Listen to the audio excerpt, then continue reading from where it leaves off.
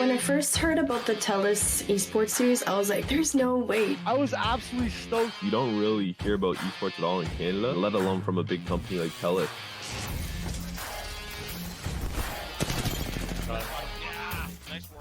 Canada does have a scene, and we do have people who are thriving towards getting us into that bigger picture. 2 versus 1, and it should be their game. The Bronze Bonobos from second, now finally find first.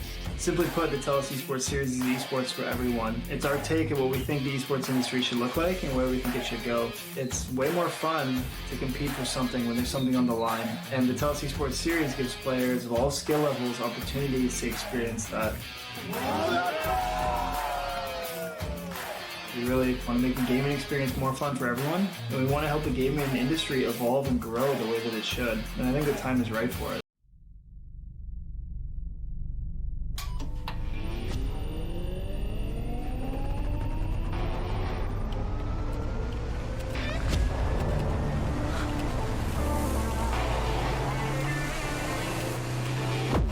Conestoga College is setting the stage for a new era in gaming. In 2025, we're opening a state-of-the-art esports venue, a premier facility for high-performing gamers in Canada.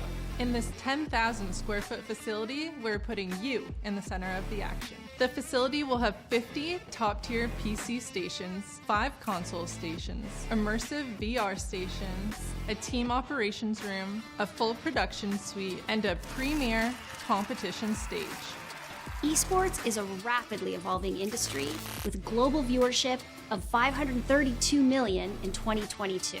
This initiative goes beyond esports. It's also a platform for forging bonds, making memories, and creating connections. Since 2020, Condor's Esports continues to evolve, providing industry-leading facilities and experiences to the esports community. Conestoga's esports venue expresses a sustainable and intentional future to compete, play, and work, all powered by gaming.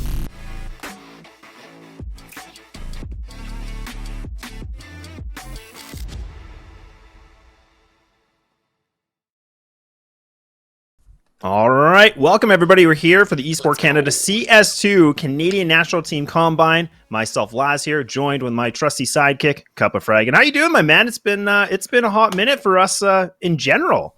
Yeah, dude, it's been eons. It's been absolute eons. But you know, it's going to be just like it was yesterday that we cast, because we have been gassed up for this. We have just been soaking in the pre-hype, and oh Canada, baby, oh Canada. Let's get these teams into the mix. Let's get things started. And if you've seen anything in the Canadian CS scene, you're going to recognize at least one player here. And that sounds like a blanket statement, but really, this is going to be, I want to say, an infamous tournament to get into 2024.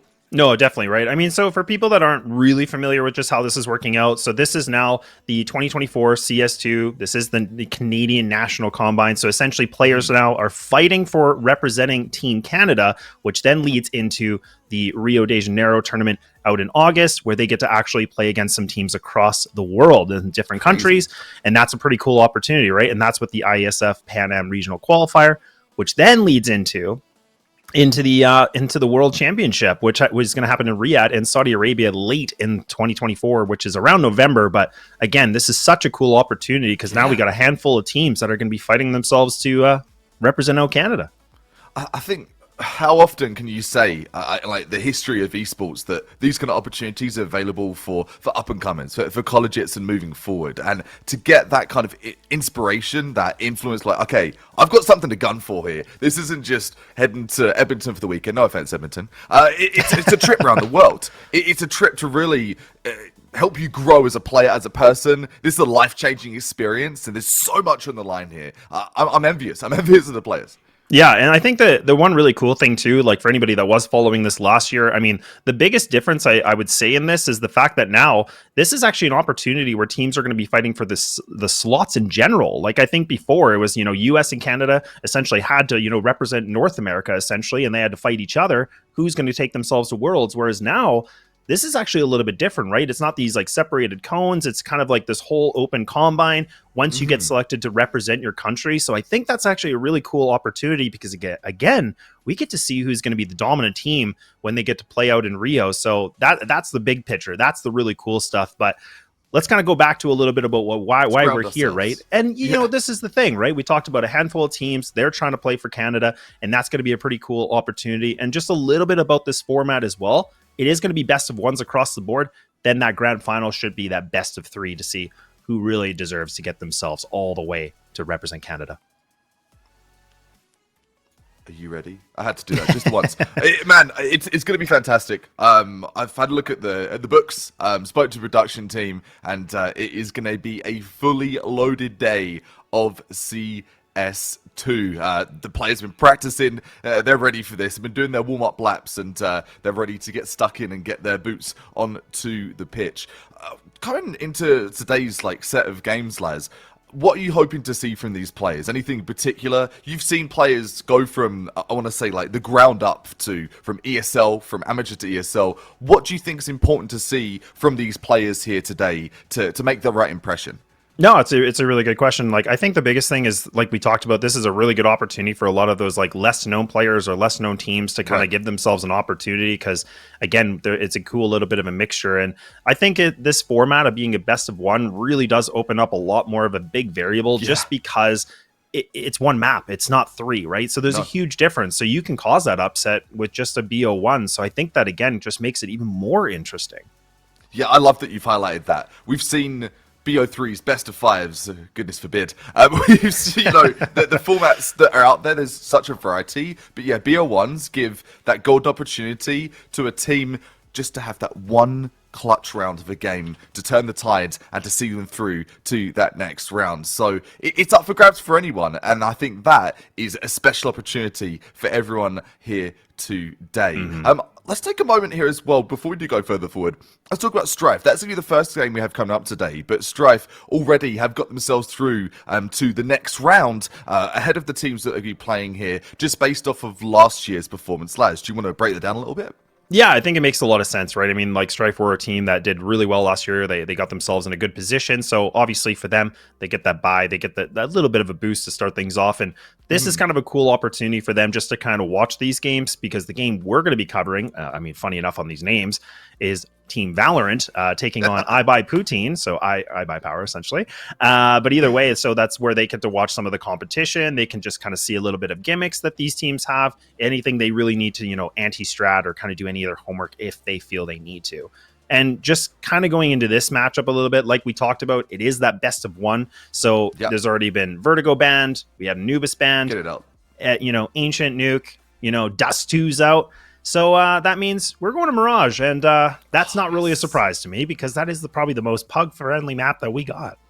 And talking to pugs, in my glory day of CS, when I was Demon on Face it was always Mirage, man. And Mirage is such a good one-trick pony map. There's so many crazy one-and-done off angles. There's so many bizarre plays that you can pull out. And Mirage, yeah, you can argue it's overcooked. It's overdone a little bit. But there's nothing wrong with a well-done steak. That's all I'm going to say. In Mirage, it's the well-done steak of CS. Take that, CS community. Well, are you fed up on Mirage? You're like, man, get it out. I've had enough. Well, it's funny because I think, the whole community kind of, erupted a little bit because, Overpass is technically out and they put Dust 2 back in and everybody's losing their minds, and everybody thought it was going to be Vertigo, and, other people thought it might be Inferno 2 just because Inferno is not really that great of a map. They made some tweaks, obviously, but it's a bit, everyone's been there and done that for Inferno. Yeah, well, exactly, right? And I mean, the fact that they brought back Dust 2, I think that's raised a lot of excitement for people, but also not controversy, but a little bit of negative view on it. But either way, I'm still happy to see what it is. Mirage has been well known; it's been played for years, so it's still a very competitive map. So I think it still honestly is fine in the map pool, in my opinion. So that's probably why we're even here too. And like you said, it's a very even split map, depending on just the players and how they show up, right? It's a coin flip, man. It comes down, get you one, and maybe grab 2 or 3. Have some special performances from some players. Mid control, essential Mirage. I cannot emphasize enough. We want to see that dominant control, utility blocking off Con, utility blocking off Cat, and just isolating those gunfights if anyone is brave enough to peek from window. Just going back a step there to Strife, I've seen and commentated a lot of Strife in my career of CSGO, less in CS2 mind you, but seeing their general performance and the utility use, they are avid and really proactive on their utility use to set themselves up for those executes. So for iBuy Poutine, man, such a fire name. For iBuy Poutine, I think that's something they've really got to be conscious of before this game starts off, is that utility. Don't be debated, play just disciplined, and just get ready for those Xyzs, because they're going to be fast and they're going to be overwhelming from a team like Strife. Yeah, definitely. And I mean, this is the thing where, like a team like iBuy, Poutine taking on a team like Valorant right now, that is kind of a cool little bit of an opener just to see how these two teams are going to be able to get matched up against a team like Strife. So that's where I think Strife are in the great position where they have that buy. They can just kind of sit around and wait. They can kind of watch, warm up, they can just kind of be a little bit more at ease. And especially with their history of how well they did last year, it is a good position to be in, but it also adds that pressure as well. Just because you were a champion, you did really well, or push yourselves later in the tournament, the expectations are high. So you got to really make sure that you can keep that in full check here, because if things go wrong, I mean, that's where the mental starts to maybe take a little bit of a dip. If it was a graph, it's definitely on the decline, isn't it? This is actually something we didn't speak of earlier on. You mentioned repping Canada. That in itself has a lot of pressure on your shoulders, because overall in esports, the sort of world championship competing format is relatively new, I want to say. We have seen it sort of in a smaller form, but it's starting to grow, it's starting to become more prominent, and this is something you can slap on your esports resume. If you were to make it to Rio, that's crazy, man. It doesn't matter how it goes from there. It's just doing something that's going to be life-changing. And today, as much as it seems it's online, what you're talking about, Kappa, not at all. This is such a unique opportunity, and for TELUS to be helping provide this opportunity, a great prize pool as well, man, it's going to be a great weekend for some of these players. No, it definitely is. And like you said, I mean, it's a really good point to go back to the original point, right? Is the fact that we're here on this stream, this is going to be representing Canada, playing against other countries in the world. But then you get to also go, to one of the best capitals of CS, which is Brazil, right? I mean, this is, been able to birth some of the best teams in different esports across the world. So that's what's pretty exciting as well. So it's not even you get to represent your country. You also get to play in one of the best places to play Counter-Strike. So it's just such a cool opportunity. And like you said, it's kind of a unique opportunity in the sense that you don't really get to say that, I played for Team Canada, right? So big thing. Yeah. Big thing. Touch the ground, absorb some of that fallen skill from the past, some furious skill, and go back and where did he get the up skill from? He didn't have that before he came. Brazil, Rio has that magical impact. With the starter here from Raj, what would you say is your favored site as a terrorist? Would you say I prefer going A, B, I prefer contact in mid? What would you say is a big move to start things out for T? Yeah, it's kind of difficult. I mean, I think there is a good point of talking about, mid is good. You getting that map control is really, really important, because I feel like if you can grab that, you've taken so much control of the game already in some degree. But I mean, it's just such an interesting map, just because B site can always be a bit difficult to execute into at times, and CTs definitely have a bigger advantage in that situation. But I mean, A is always a fun one just because it's a full brawl, right? It's just, there's so many angles to clear. There's so many different things you have to do. You have to know your utility. And especially for teams here, I'm expecting to see pretty much the basics, bare minimum, but definitely we're going to see a lot more creativity coming in from teams like Strife and some of these other well-known players that have been around for quite some time. So I would say mid and A would probably be my picks, just because obviously it's the most fun. With it being a best of one as well, I think it's obvious, you're one and done. You've got to get it done that one map, but that puts so much strain on the strats, right? You don't have another terrorist side on a different map to recover. You've got to execute those strats. You'll be sweating, beads of sweat just dripping off your head, just trying to focus of, how can I read this team? And you don't really have much time for recovery arc and to get yourselves back in. So it's got to be good the first time. You've got to put your best foot forward, and you hope that these players have been dry running these strats if they're taking it seriously and they want to stamp that ticket to get themselves through to Rio. We will be getting to the game in just a few moments there. Thanks so much for your patience, y'all. I'm thinking myself right now, you talked of Dust 2. I hope we see a Dust 2 today, man. You know what I'm like about Dust 2. I love it. I absolutely love it. Still the best map in CS. Well, it makes sense. I mean, you're like a silver 2, at best. So I mean, like, of course you love Dust 2, but either way, wow, just throwing the shade. But no, but in all seriousness, I think it will be interesting, and I think it's kind of cool to see it back. And I know there's been a lot of conversation about people loving it, not loving it, but I hope we do get to eventually see it eventually. But I mean, it's just time will tell, right? And like, I kind of wonder if a team like Strife, again, when you kind of have this confidence and you're like the stronger team, maybe they might try it. They might just be like, you know what? Let's play Dust 2. I haven't played it yet. We want to get these officials done. We want to run with it. Why not? So that would be really exciting. And that's what I'm kind of hoping to see, just some of these fun little like gimmicks of the matches and stuff like that. And just go back to the old ways of seeing, the old Rush A and playing D2. Talking to Dust 2 as well, it's infamous for being a great best of 1 map, isn't it? Because there's less strategy involved with Dust 2. It's just take the contact, make the play. Take the contact, make the play. And I think Mirage, similar to Dust 2 in that sort of pug-esque style, is you can take contact plays all game. You don't need to set strategy before you make that execute. Honestly, I'd like to re-execute on B when it comes from Dust 2 to Mirage, and we were just talking about that a few minutes ago. I love a good old late execute there, because you'd basically burn out off the rip, and then you can have that late contact, and B is an absolute nightmare to retake. So in my opinion, I think B probably the most important site on Mirage for that late game if the players can be patient and disciplined enough here. And their nerves do not get the best of them here on this sunny Saturday. I say sunny, the sun's trying to come through. I'm hoping that the sun's shining for the players at least. Is it sunny for you, Laz? You got a good day out there? Is it Garbo? I have no idea. We're here together on the stream. Touching grass, look outside, man. No, I'm just hanging out here with you. We're hanging out with the viewers and everything like that, waiting for these teams to go. But it does look like there is a little bit of a tech issue. So, you don't have to listen to us a little bit longer here. We are going to just take that super short break as we get some of these technical issues kind of sorted out. So don't go away too far. We'll be back and ready to go on Mirage in just a few. Esports is for everybody. That's what makes this so special, where there's not a lot of barrier to entry. It's, do you have a passion for gaming? That's all it really takes. There's so many different things involved in this. It really does take that full team to make a successful event run. And that's what this program does. You got the lighting going on. You got the video capture going on. You got the whole production crew that are packaging this all together. You have the shoutcasting that's happening. We want to be, that pinnacle for esports. We want students to come here, learn from industry best, and launch their careers in esports. You have that new arena that's being built. To have that investment through the college, it proves a lot. We're invested in this. This can lead to something really big and something really neat and something that you're really invested in. It's $1 billion industry, and we really can't wait to see where this goes.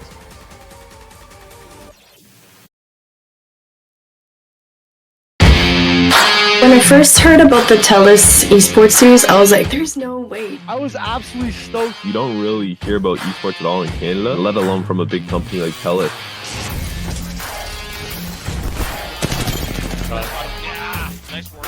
Canada does have a scene, and we do have people who are thriving towards getting us into that bigger picture. 2 versus 1, and it should be their game. The Bronze Bonobos from second, now finally find first. Simply put, the TELUS Esports Series is esports for everyone. It's our take of what we think the esports industry should look like and where we think it should go. It's way more fun to compete for something when there's something on the line. And the TELUS Esports Series gives players of all skill levels opportunities to experience that. We really want to make the gaming experience more fun for everyone, and we want to help the gaming industry evolve and grow the way that it should. And I think the time is right for it.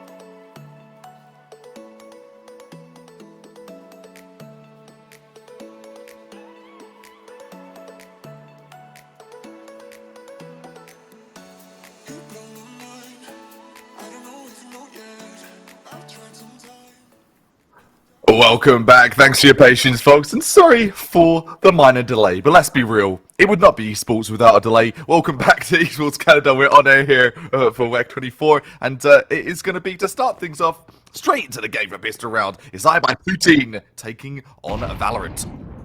Yeah, this is going to be a mouthful, I by Poutine, but I mean, very creative. Love that name. And very Canadian as well, right? Like we said, this is for the Canadian combine. So teams are fighting again, just in case you missed it. They are fighting for themselves to represent our lovely country of Canada. And Cloud already getting himself a beautiful shot already. Oh, no, the colossal effect. Okay, yeah, we need to hit those. We do. And okay, things are looking pretty grim here a little bit for the T's. My God. Looking really gnarly. It's a brawl, like you said. Bloods, glass everywhere, another frag. These jungle kills are huge coming in from Colossal. Evil Bob. To the 1-on-2. Trunks is lit like a Christmas tree. This is actually very, very winnable. Saying that though, the 2 versus 1, the double peak comes through true and strong. AGN takes that first round for Valorant. Yeah, really scrappy round, right? I mean, again, like just a ton of fights going in. It was just essentially a full brawl. Like this was just like I talked about in the beginning, right? In the pre-show, I said, look, A-Site is all about the firefights. So many different angles you have to clear.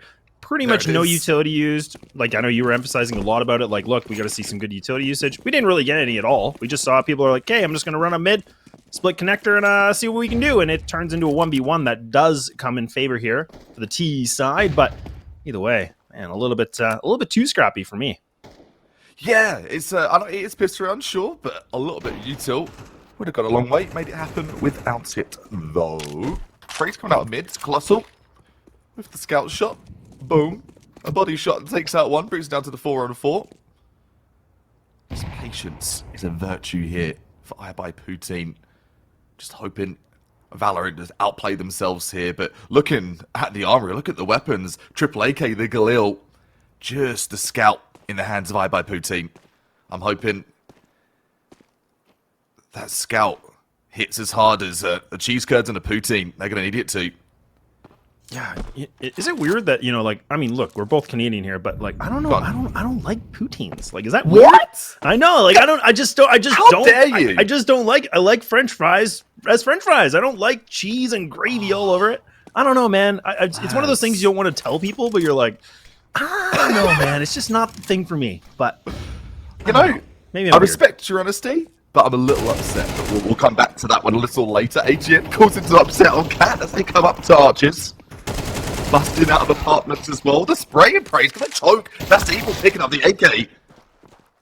Yeah, a little bit unfortunate of a situation too for Evil. Just not able to find himself that opportunity. Okay, AGN, I thought spotted this player in market. Still the advantage right now for Valorant.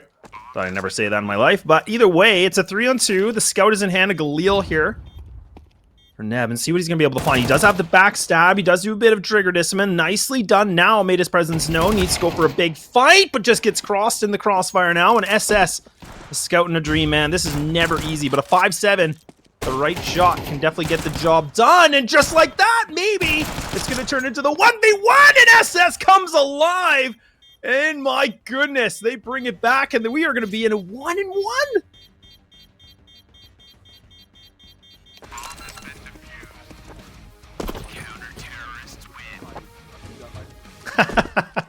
Just going to be the dish of the day here for that one. What a round. What a phenomenal way to get this first game as they started on stream. I have my Poutine, not disappointed. Yeah, that's huge. I mean, again, like that's the funny thing about it. The thing here with, you know, the 5-7, right? Like a lot of people I've been talking lately. You and I were just kind of briefly talking about this, but talking about the CZ being added back. I know a lot of people are going to say, well, okay, Laz, nobody uses CZ, but either way, I mean, that's an interesting little bit of a nugget we get to see with the 5-7. The M4s come out from the CT side, and they only are able to find that one duel, but they've lost 2 players now. So this is a bit of a problematic situation here for I by Poutine because, yeah, they got some rifles, but again, they're bringing things down in the numbers only by 1, but these T's, I mean, if they can find the right opportunity for the trade, they're still going to be the advantage. And even Neb's not even able to find that either.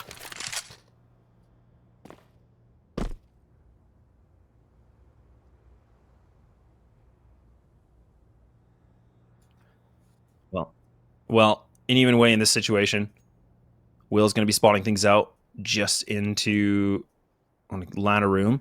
The T's now from Valorant just, again, grouped up here through B apartments. Now they're going to be able to go through this. And this is the best situation for them because, again, they're playing the buddy system.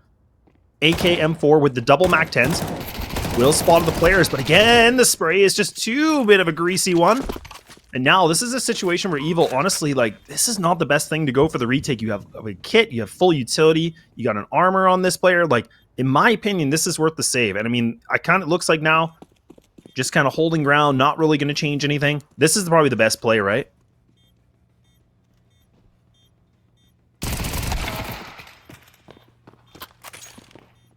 Oh, that's a good pickup. A beverage to go with that routine. Get to go box and take it to the next day.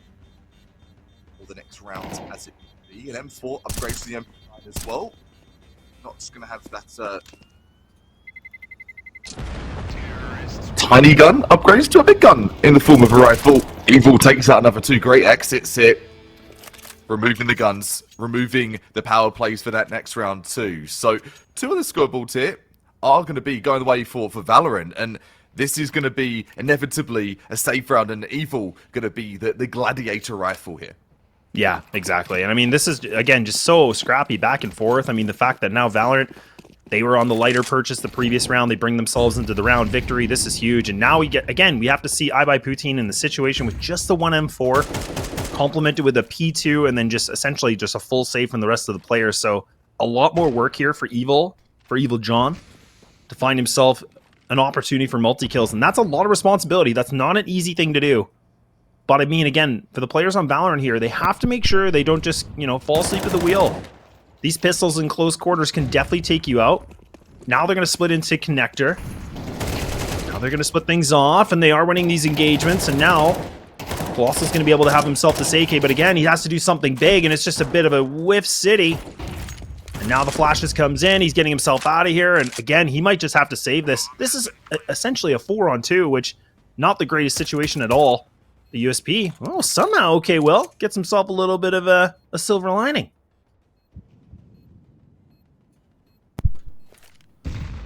Shabby at all, is it? I mentioned it earlier, just the velocity, the speed, the acceleration that these takes here from Valorant are just demonly fast. Hard to repel, hard to push back, and another save here for Colossal. Deja vu, if you will. Well, yeah, we do realize, folks, we do appreciate there's a couple tech issues. We're just working through it, so we're gonna navigate that.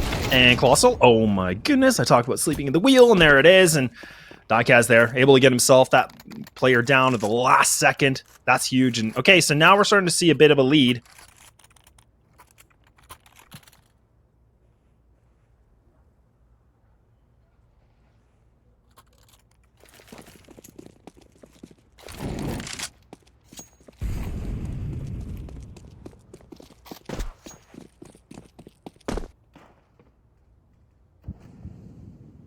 Okay, well, we're back to iBuyPoutine. Sitting in a position here with the double MP9.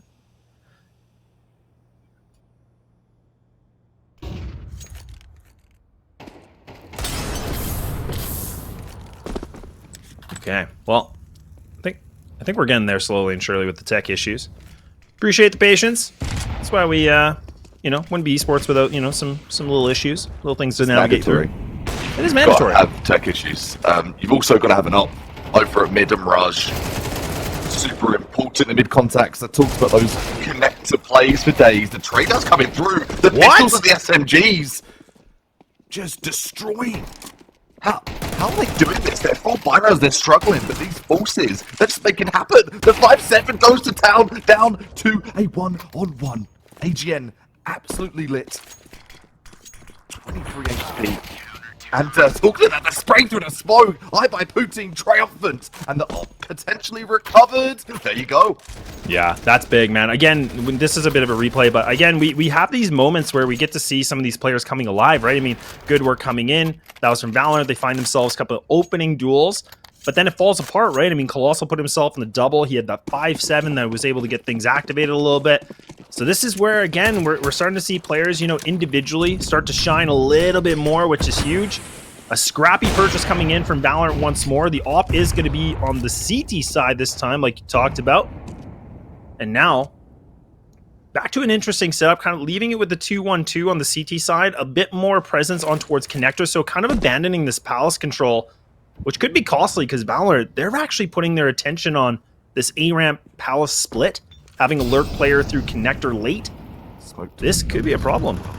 Yeah, there's presence everywhere. The omnipresent. Talking omnipresence.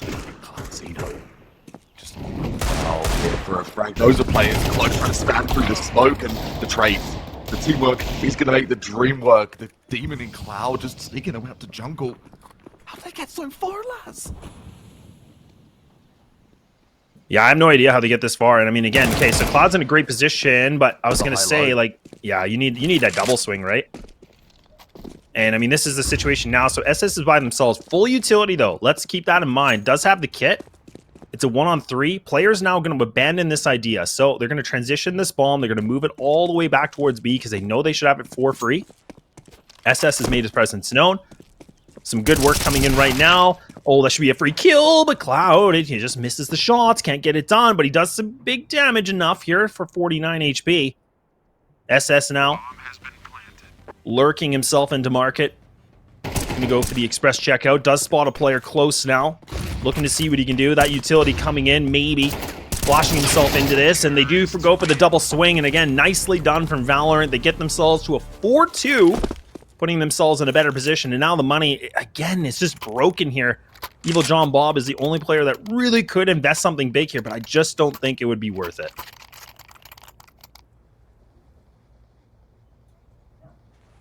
And in this kind of a situation, here we go again. 4-2, round 7. Valorant doing a good job to getting themselves a little bit closer to getting themselves control of this first half. Going to just barrel into the A site. They're not even going to wait for that utility. MAC-10's driving by, getting things done. Fear itself coming alive, looking for a little bit more. Why not? But this is now where the CT pistols come back into full effect. They're starting to do some work.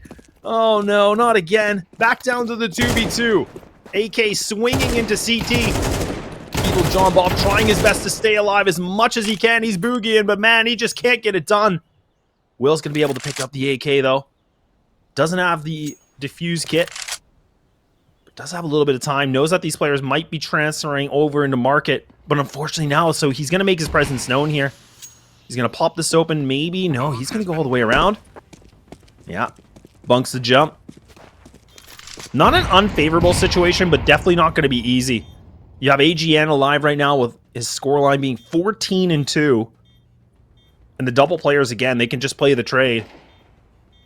Will banking for a 1v1 here to isolate something to equalize the situation. Time is ticking already halfway through. Needs to start to go. And AGN going to put himself on a 15 already.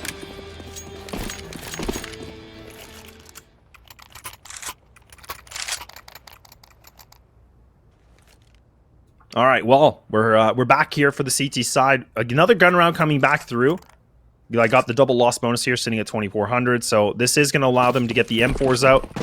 Good mixture of the A1s and the A4s. Lighter utility, though. So Colossal, again, is just going to have the smoke. Does have the only defuse kit as well.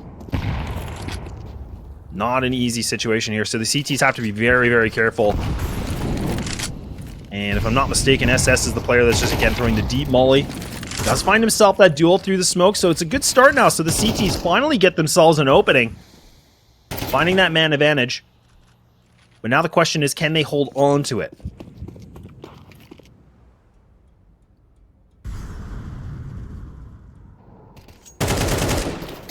And this is scary territory. AGN's still alive, trying to see what he can find through connector.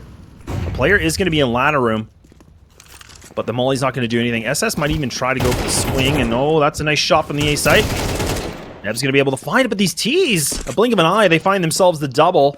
A 3-on-3, back to an equal situation. SS, look at that reposition. Playing behind pillar. Why not? He gets himself the double. Leaving it onto Trunks by himself now. A clutch situation. Giving up his position. The CTs now, one in market. Will get it done, and we will see iBuy Poutine putting themselves back into some rounds here. as we head into, I mean, again, I just can't believe we're going this deep, and it's so close still in this situation.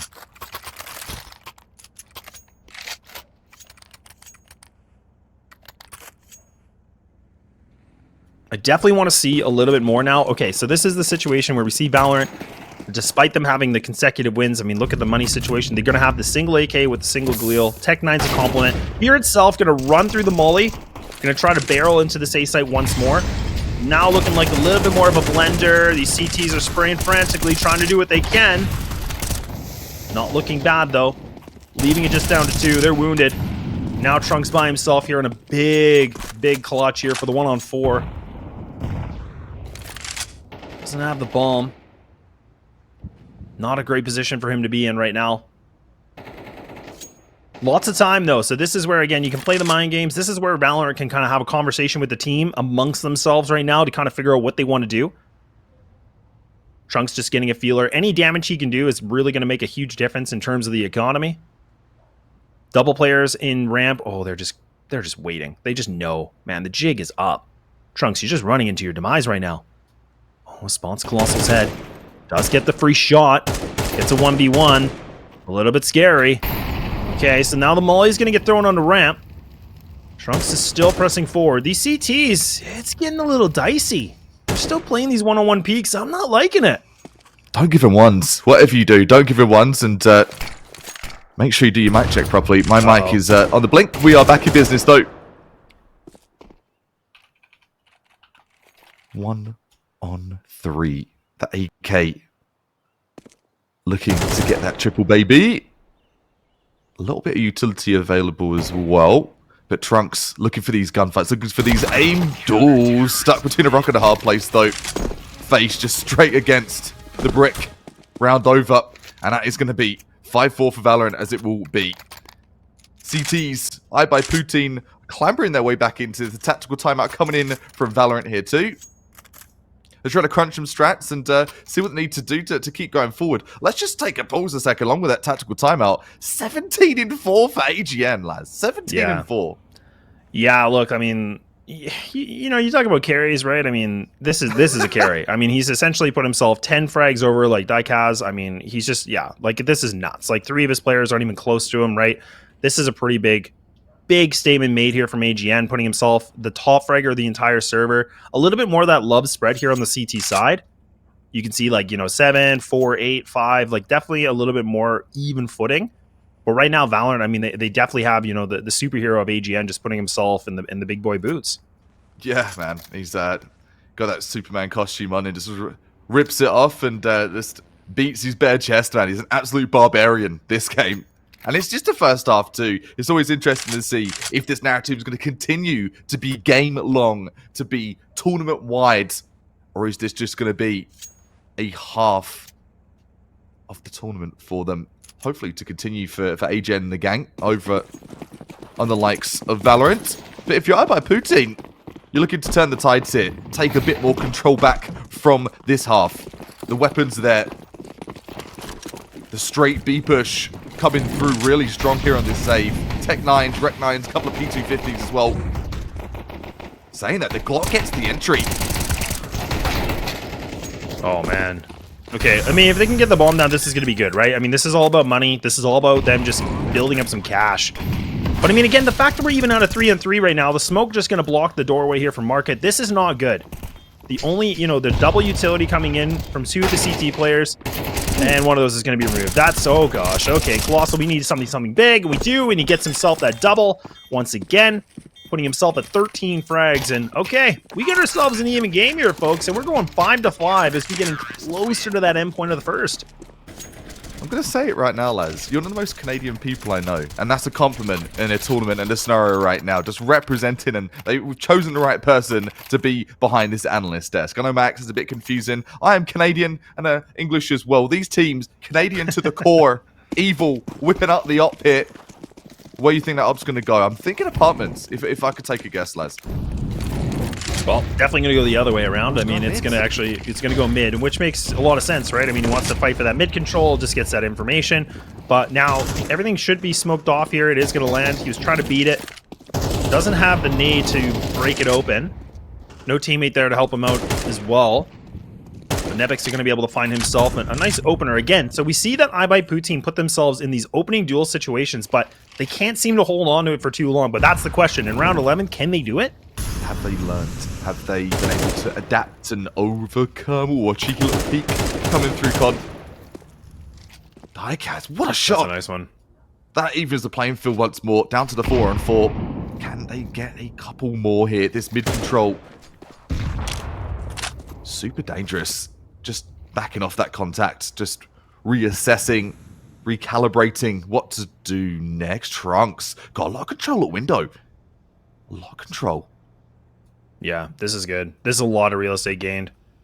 Just hoping to find a player to even then come through from ladder window. Oh, the timing, hello! Oh, please! AGN! Who's going to see it? Right. Who's going to see it?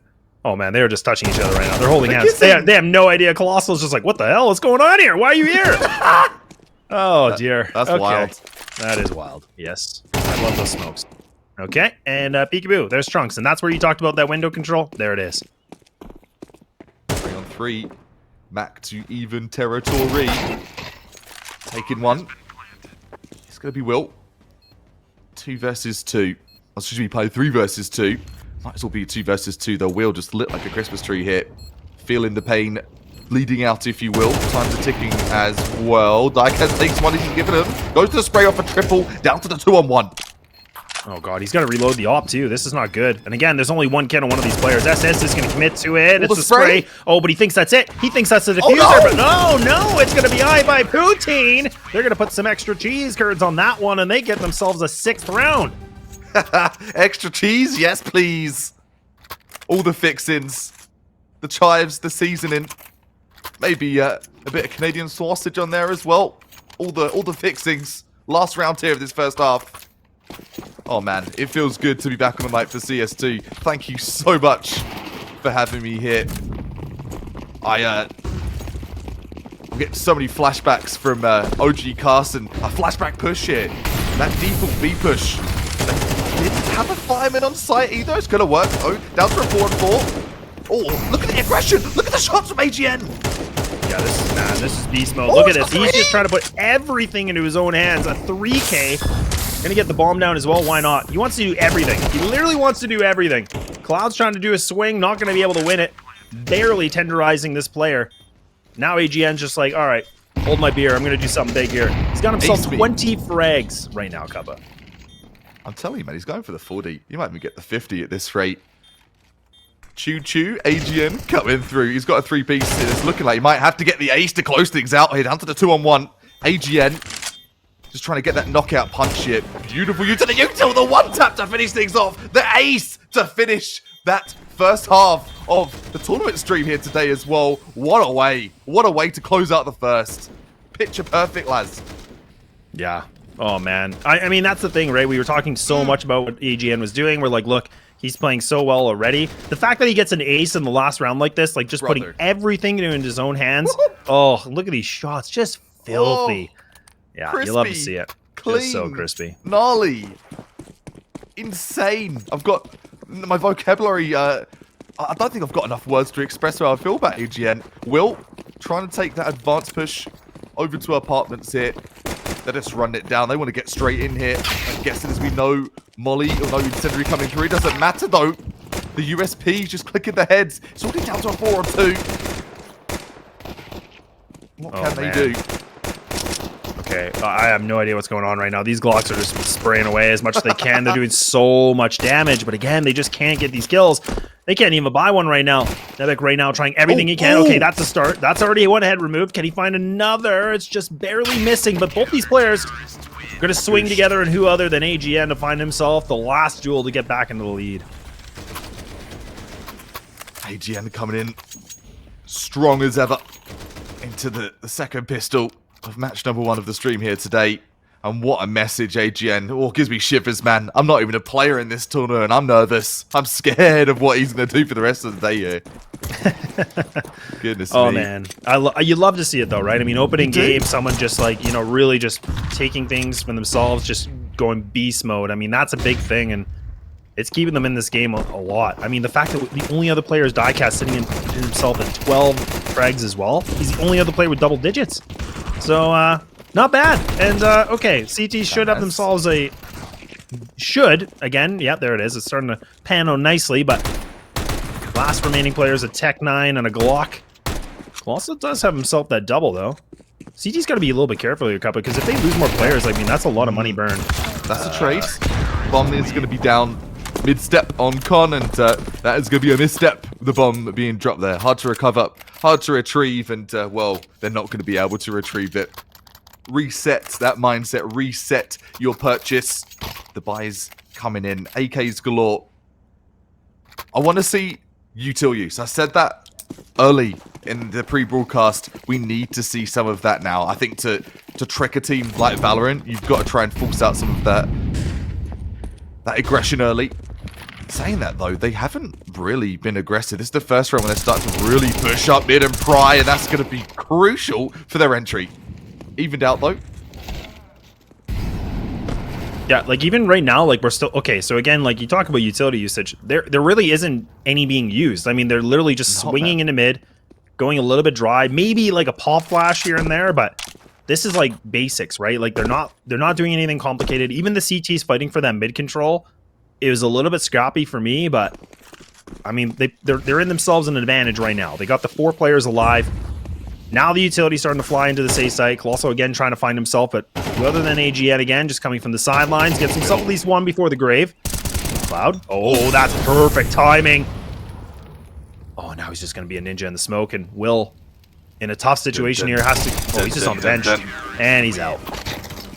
Jaws just swimming on the flank there.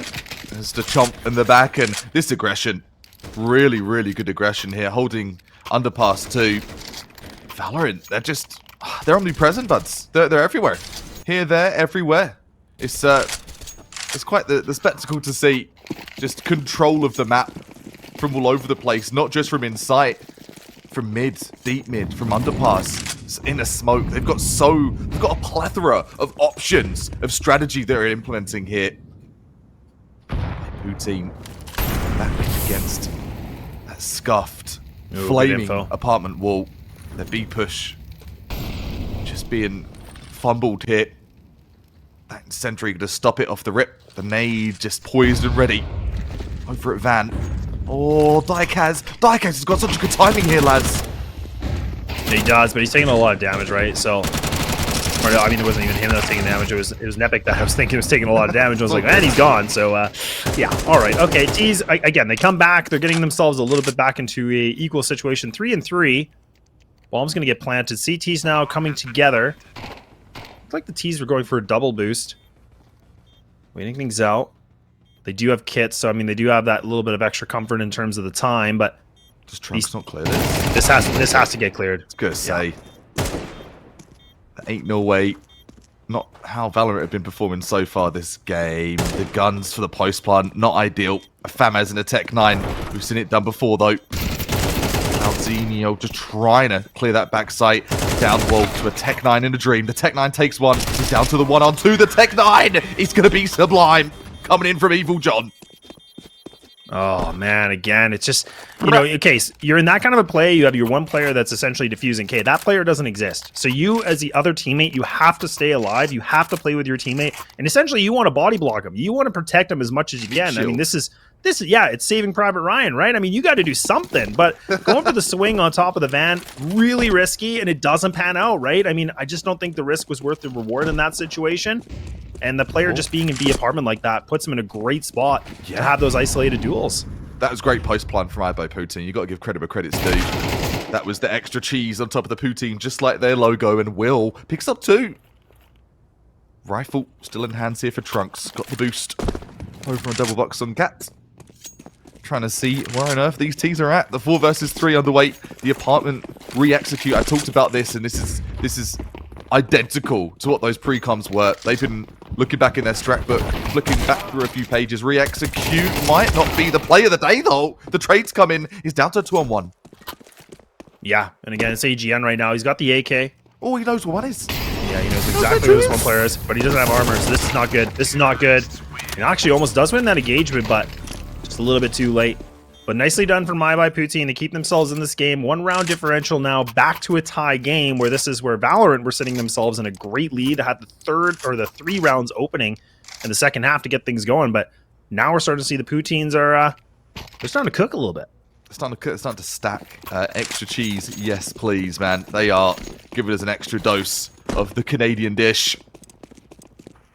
Both teams just, I'd love to see them performing for Canada, and I think for any of the teams here in the tournament today, so much talent just oozing at the seams. So please stick around. Lots of CS2 action, talent clutches. Already seen an ace in our first half of the first game. Need I say any more? Say less, as they say these days. The push up mid, gonna be punished here. Trunks removed, rifle removed. That could be a problem. It is gonna be a problem. That's a 4 versus 5. Yeah, it's just giving up a body for nothing. Like, again, this is a weird, a very weird situation where there's no trade. There's just not much of a game plan on that. So that, to me, just raises a lot of eyebrows here. So, the M4, that's a good one from Diekaz. He gets himself the trade back, I guess. So now it's back to a 4-4. So this is a good situation for Valorant. They get a little bit lucky on this one. And either way, now we have some of the T's pushing up on a ramp. They're going to go through Tetris. This could be a big flank coming in from Will. The fact that he's been able to come through behind enemy lines, this could change everything. Diekaz is not going to expect this. You're absolutely 100% correct. The flank coming in. Cloud Xeno is going to be able to get that map control once again. Valorant's infamous best attribute, I'd like to say, continuing the spray from behind enemy lines. Will, lots to do here. Not much time to do it in either. This is inevitably a save. Just run around the mid for this contact. It's so risky. Surely you save this rifle. There's one. Good flick. Good turn. It's weird. He's still pressing forward. Oh, Will, you got to get out. Yeah, I don't know why. I don't think he realized how much time he had. I think he thought he probably had a bit more in that one, but yeah, and I'm glad we got this replay right here. Again, this is where we were kind of going on that little bit of a tangent. It's just, again, that play from Trunks, like I can understand that, but it's so early in the round that I just don't think it's worth it, right? I mean, for their sake, yes, they win the round, so it doesn't really matter, but you have to remember, like, it's just such a risk for not a big reward, in my opinion. The risk of A, we mentioned no trade, but B, let's break down something else. There was no flash. There was no flash me. I'm pushing top mid. It was just I'm holding top mid. I'm gonna do it dry. I'm gonna hope for the best. Super risky. The high risk, high reward play does work out in turn, but I want to say it's more luck than a plan for that one. And if that's going to continue, that could be something Poutine are going to read in to predict. A tactical timeout. Going back to the strat books here for Poutine. Talking to poutines, I had a butter chicken poutine once. Really good. It was really good. Yeah. That's neat. Yeah, it was so decent. It's just butter chicken on fries? Butter chicken and fries. Bit of cheese. All right. GG. Well, that is a big GG. And, you know, I got to mention Colossal. Honestly, I've been really impressed with him too. Like, he was someone that wasn't sitting on the top frags. He was getting a lot of double kills and things like that, but now he's sitting himself at 21. So this is where... Yeah, he is catching up a little bit, and that's where we talked about here on the CT side. Yes, people are catching up. Yes, there's a little bit more of that love being spread. It's kind of criticizing that a little bit, but this is where Poutine are definitely, you know, everybody's starting to cook a little bit more with gas, and now the mid control finally comes into effect. Tons of information for the CTs, so this is going to break it down very easily for them. That is much better structure with that mid take. They're doing everything we said they didn't do in the rounds gone, learn from their mistakes, use that tactical time perhaps to their advantage, and that mid control taken. And a lot of the away Trunks. Got the positioning, got the god spot here. Saying that though, AGN removed. Top frag out the equation. Yeah, now the CTs are going to get a little bit desperate, so you can see Diekaz is going to go for the swing. Will just waits for him, sitting on the comfy couch. And gets himself another one. So now we see Poutine in a great position here with the 5-on-3. Cloud going to go for the high flash. Yeah, and this is a swing. It's a bit of an effort spray, but does get it done. Bomb should get planted here. But the CTs, this flash is going to be critical if they want to swing through the smoke. Uh-oh, that's not a good start. Yeah, that's not good. That's not what you need for your retake beginning, is it? 4 versus 2. So 3 versus 1, as it will be. Lit so much is going to be Cloud. Stuck in the gunfight, really. The flank comes through. Colossal. Goes straight through the smoke like strangers in the night. Ships in the dark, they're gone. Well, this is as good a movement as you. It is me. How'd they get me in the server? Yeah, how are you commentating and playing at the same time? It is the worst feeling though. When you do a blunder, you're like, oh, I can't fit through this. I can't fit through this. This sucks. People watching me can't take it back. It's on the internet now. Yikes. But the rifle's safe though, right? Movement dilemma, save. Thumbs up. Love to see it. That is a good note. It is a really good note. And like, again, on that replay, I'm really glad we caught that because, again, that duel in Palace was pretty critical because if Valorant would have been able to find that, would have equalized the situation, but them losing that player pretty much with no damage at all, it just put such a great position for iBuyBoot just to have that round guaranteed. They were sitting at a 5-on-3, pretty much had A control, so that's where the chips were really just starting to fall down against Valorant, but now we're back to a full gun round, or almost full gun round. Full purchase, I should say, for the CT side. And now Underpass going to be controlled here from iBuyBoot. Yeah, back to mid control. They're just going to be able to find that. Great flash, AGN. He's still going to press forward. Now he's going to tuck his tail a little bit. Also does read him, but he's just not able to land the shots. AGN, can you find another one, son? Yeah, no, you can't, but he gets damage at least. Oh, these trades are back and forth. This whole game's just been back and forth. A gentleman's fight. Punch in the face. Punch in the face returned. Equal fist thrown. Still bloodbath so far. Time still plenty left. 50 seconds. Fake plant coming in. Trying to bait out any of these players. And I know one's going on the flank. It's going to be Trunks with the MP9. Trunks on the creep here. If Trunks could get something here, this would be huge, lads. Huge. They've got the bait and switch going though. Oh no, that's a hard one to get done with an MP9.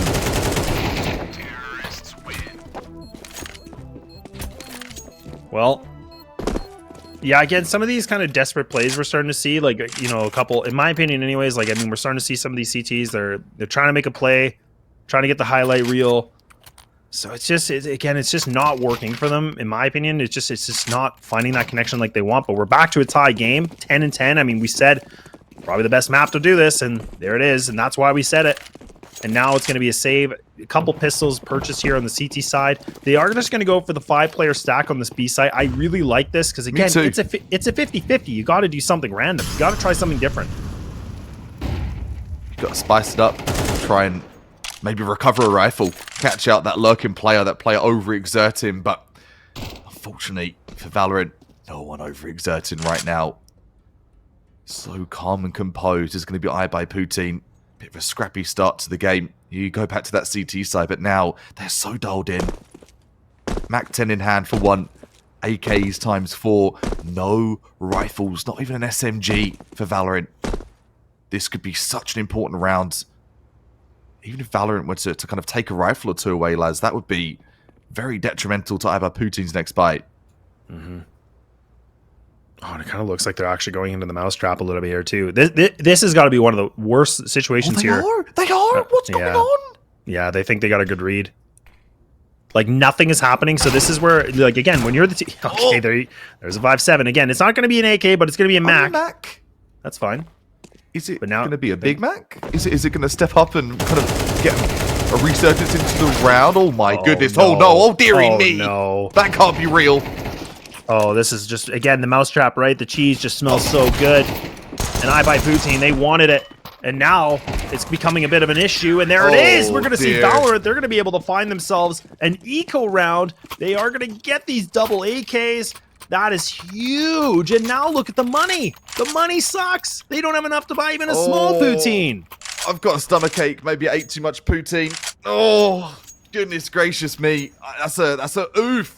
If you're going to be a fan of I Love Poutine, or I Buy Poutine, I should say. I love Poutine, not Poutine the Mind, can you tell? For Valorant, though, great read. Phenomenal read.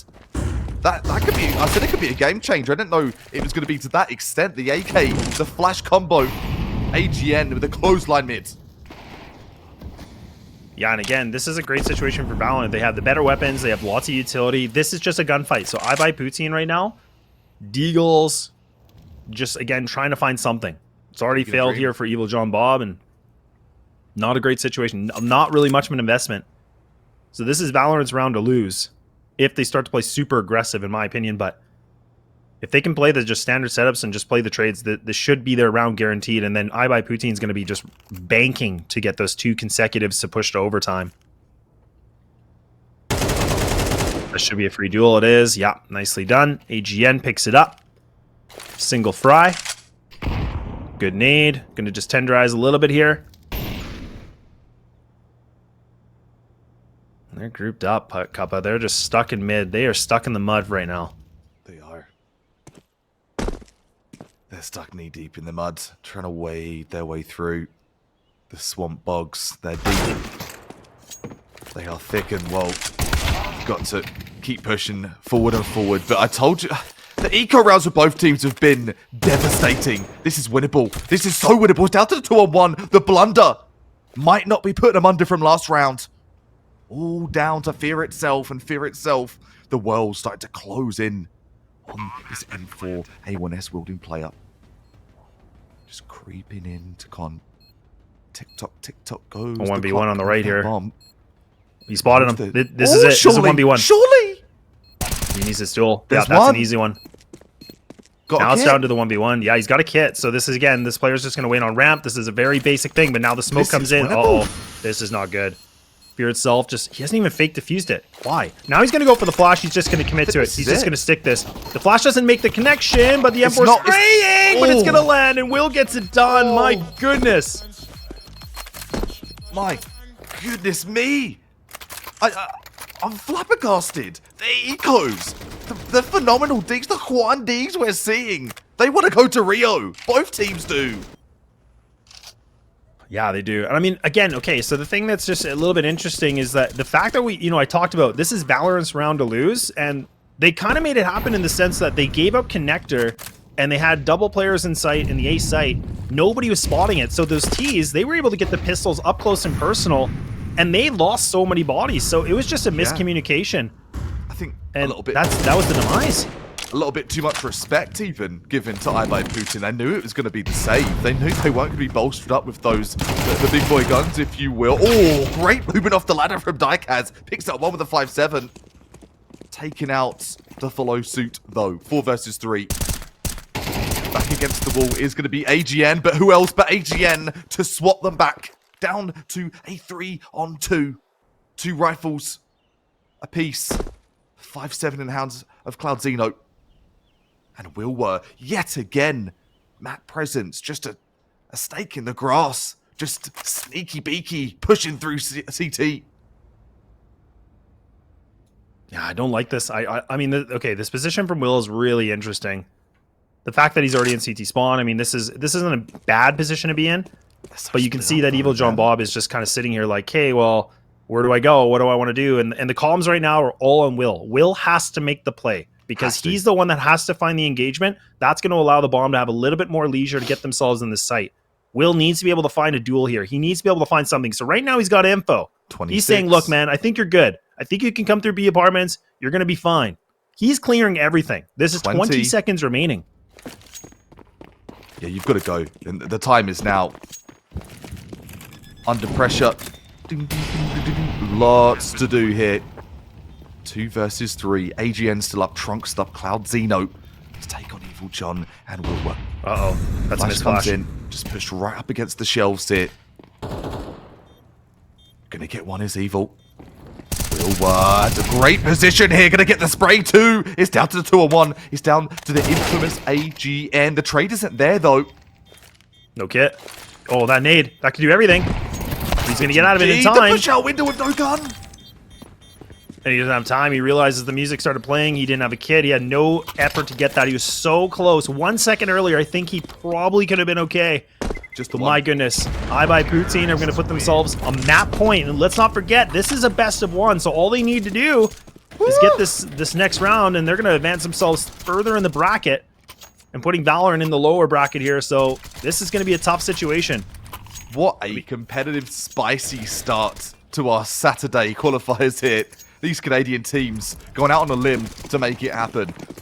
Lads, this map, you know it's based in Morocco, right? I didn't know it's based in Morocco. I was doing my homework and I was like, oh, Morocco it was. There you go. The more you know. Thanks for that. Yeah, of course, man. Got those. Oh, someone used as facts. Now you know, though. If someone asks, 2 MP9s, one of them. And gonna get 2, actually. Trunks and Daika is gonna pick up a frag. Looking to take this to the full extent of the game. AK, those MP9s look like M4s, look like AKs. They're not, though. So difficult to harness that spray. Such an interesting idea just to push like through ramp like that, like just so fast in the round 2. So now the CT is going to just reaggress this. They're going to get information. Nebik right now just, again, posted up here, but you might not expect this. He might be able to find 2. He might be able to find 2, and yes, he will. There's no back. Shots. And I by Poutine, they get themselves a lifeline right now. That double kill has put them in a potential position right now to get this thing done. You got the M4 here for Cloud. You got the MP9 for Fear. This is a tough situation to be in when they were in the advantage. Man, that's soul-crushing. That's absolutely soul-crushing. No kits available. A little bit of utility available. Everything to do here for Valorant. Well, that's what we need to see. Down to the 2-on-2. The M4 doing work. Cloudino eating. Oh, dear. What? The molly. That's down to a 2-on-1. MP9. So he's it's not what the doctor ordered. The pre-fire, the spray comes in. That's what the doctor ordered indeed. I'll take it back. A last-minute prescription coming in. The spray comes in from the late Palace push. It is going to be I by Poutine taking the dub. Wow, what a whirlwind of a game. And I mean, again, huge victory for I by Poutine. The fact they put themselves the 13-11, they almost were able to get things done. But my goodness, that was or for Valorant, my apologies. Yeah, that was a big game. And I mean, it was just so back and forth, right? I mean, that was the thing. It was so scrappy. This was the definition of scrappy because there's so many rounds that looked like it was a guarantee. Then something turns around. Somebody finds a double. Somebody finds a triple. Pistols start flying around. It was just mayhem, man. That's a Mirage opener if I've ever seen one. It was the closest thing, of all due respect, to a death match in an actual competitive game I've seen. There was just frags everywhere. They were all different kinds of rounds, so different strategies implemented. And let's not sleep on how well AGN performed. I by Poutine had to take out a player that was very definitely light years ahead in the performance today, and it goes to show right back to what you mentioned earlier. Best of ones, upsets can happen, and I think I by Poutine just sneaking through into that next round. Bravo, and condolences for Valorant. Good performance nonetheless, and maybe some bit of odd review just to check and see what happened there. But otherwise, that was a banger of a game to start. I'm well impressed. An ace and a really close game. Yeah, it really was. I mean, that's what we were talking about. Like, Mirage is definitely probably the map we're probably going to see a ton of times just because it is that best of one. Probably the most forgiving for a lot of these teams. But that winner now does get to play on Strife, where we talked about Strife did have themselves in a situation where they got the bye, just given their results from last season, or from last year, I should say. So this is a great position right now, in the sense that, they were able to watch this. They probably have a really good idea what they want to do. If they want to play Mirage again, if they want to just go, you know what, sure, why not? We'll meet your makers here and we'll just do it even better. But we're going to find out. We're going to take that little bit of a break. It's going to be short, but when you get back, we're going to be seeing Strife back into action here. So don't go away too far. We'll see you in a little bit. See you in a sec. When I first heard about the TELUS esports series, I was like, there's no way. I was absolutely stoked. You don't really hear about esports at all in Canada, let alone from a big company like TELUS.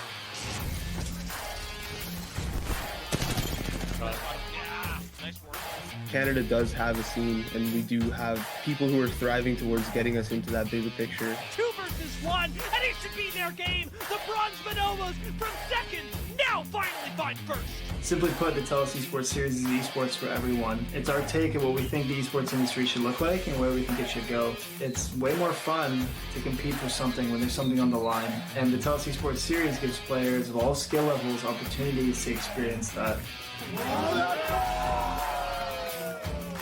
We really want to make the gaming experience more fun for everyone, and we want to help the gaming industry evolve and grow the way that it should. And I think the time is right for it.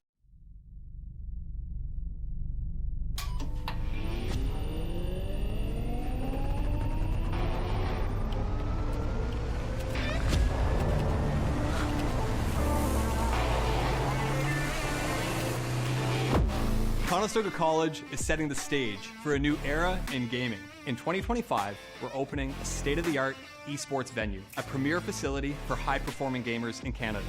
In this 10,000 square foot facility, we're putting you in the center of the action. The facility will have 50 top-tier PC stations, 5 console stations, immersive VR stations, a team operations room, a full production suite, and a premier competition stage. Esports is a rapidly evolving industry with global viewership of 532 million in 2022.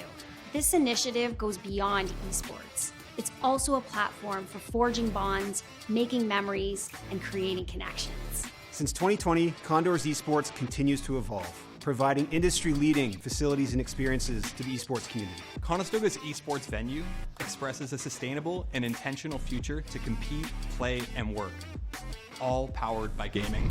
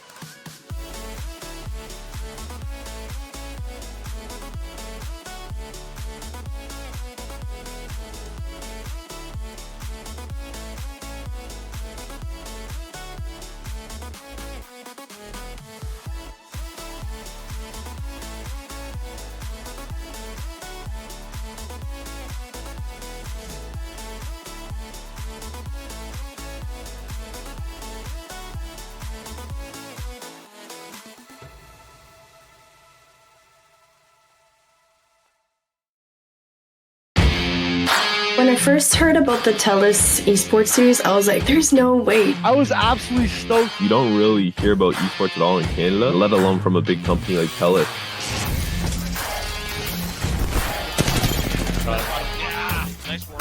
Canada does have a scene, and we do have people who are thriving towards getting us into that bigger picture. 2 versus 1, and it should be their game. The Bronze Bonobos from second, now finally find first. Simply put, the TELUS Esports series is esports for everyone. It's our take at what we think the esports industry should look like and where we think it should go. It's way more fun to compete for something when there's something on the line. And the TELUS Esports series gives players of all skill levels opportunities to experience that. We really want to make the gaming experience more fun for everyone, and we want to help the gaming industry evolve and grow the way that it should. And I think the time is right for it. Yo, welcome back. It is going to be the Canadian Combine. It's Kappa. I'm joined by the infamous CS casting legend. It's you lads. Dude, we've had a banging game for Game 1. It was Barrage. It's been and gone, hasn't it? We saw an ace. We saw Valorant taken out, and I by Poutine taking the win. Where are we now? I believe we're moving potentially towards Inferno, and it's going to be Strife taking on I by Poutine. How do you feel about Inferno, boss? You gassed for that? You think it's going to be a good place for a competitive best of one?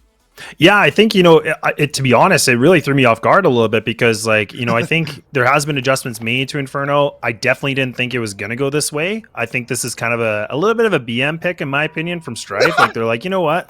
Let's just play it. And, I mean, it's definitely going to be a good map for them. They are going to start on the CT side, or the T side, my apologies, and I think that's going to be a little bit of a difference, and I'm going to be curious, or after the knife round, if they start T side, that's going to be pretty big, right? Because if they start on T side, I mean, still pretty even, I would say. It's not a CT side as it used to be, but yeah, okay, Poutine's looking a little bit too strong. A little bit of a big bite, so that'll be a nice little gimmick for them, for at least to say right now. Shanked. Over and out. I do love a good knife round. And if you don't participate in knife rounds when it comes to like competitive CS, it's so much fun. It's so much fun. It kind of takes the edge off and get yourself ready, dialed in, get your movement in the right direction, and off to the races we will go. I think, let's be real, Strife, I think on paper, this is going to be their game. But we did see I by Poutine take the trophy literally from AGN's hands last game. So anything can happen, and a best of one once more leaves everything up to chance. We're underway here for the second best of one for the Canadian Combine 2024. Ooh, that's a good start from Colossal. Massive start. Yeah, that's a really nice start already. I love that from I by Poutine. Like, I think that for them, they have to make sure that they don't get intimidated by the name, right? Like, they know who Strife is. So the fact that they're going for a big mid pick like that, going for a fight, I love this. They're trying to put a bit more engagement. They take down Joel's, and that's a really nice pickup. That's a strong player. This is a good team with a lot of different individual firepower. So for them, they can kind of sit back a little bit more, default things out. I'm all for it. I'm all for it. We're all here. Okay, another one. Vixens, I by Poutine. Saying you like Poutine, don't care. Have a mouthful of Poutine on us. Still 5 players alive. They're playing their lives so well. Finally, Yell's going to pick up a frag, but minute ticking away. 4 players alive for I by Poutine, just playing so passively. And I absolutely adore what they're doing here. They're forcing Strife to bring the play to them. Yeah, they're going to get the site too. So the fact that Colossal gets taken down, it's a little bit worrying. Oh no, and now the late play. Oh, I was going to say he might be able to find this duel, but yeah, Mila should be able to find this. Okay, Tensky gets the job done. Okay, through a little bit of thick and thin on this. I mean, it is the 3-on-2. Dooley's still going to be out.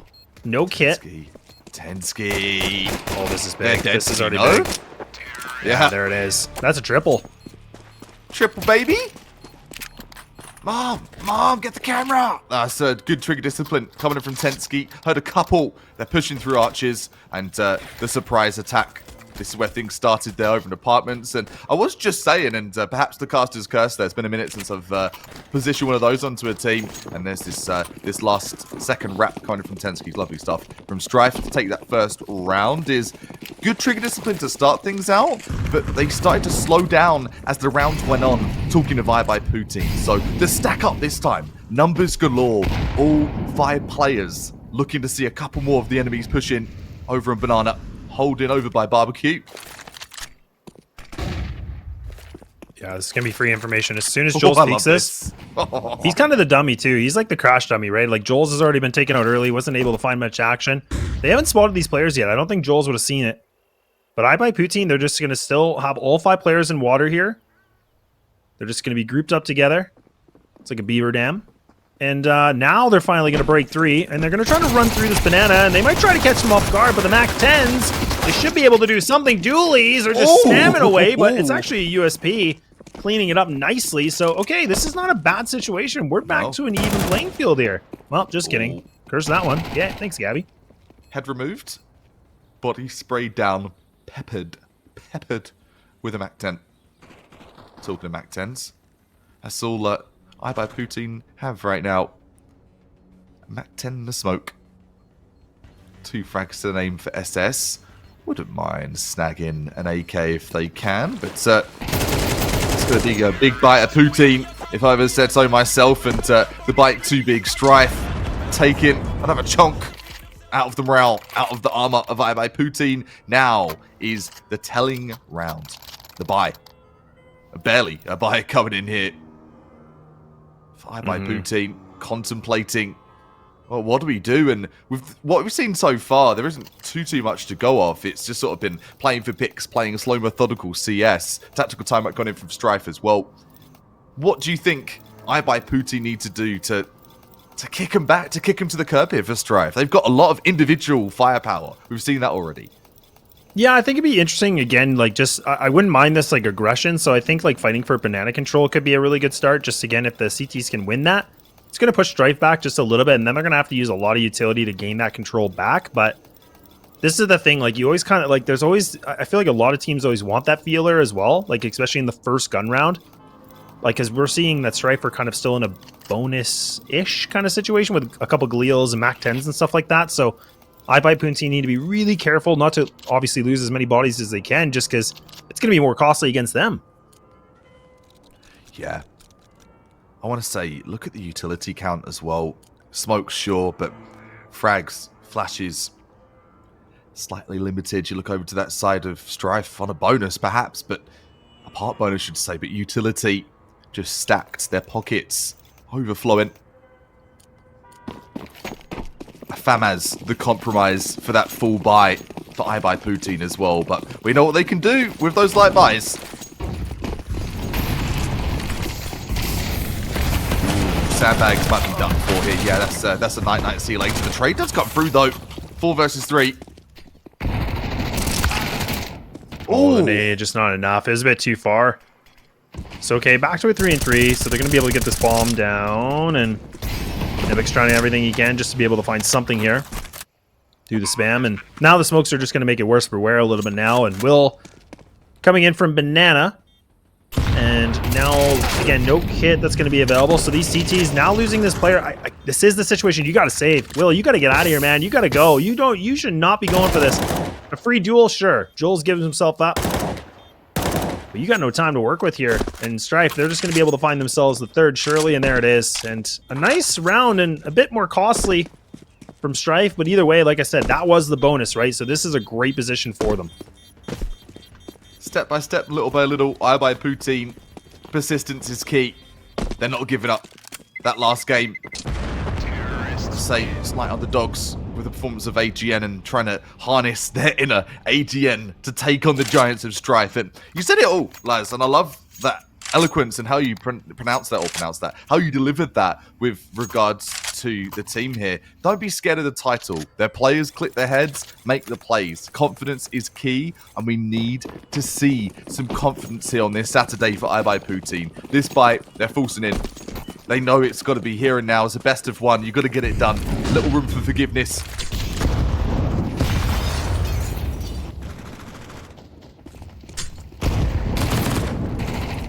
Four MP9s and an AK. That's the armory right now. Not ideal, no. Is it possible? Yes.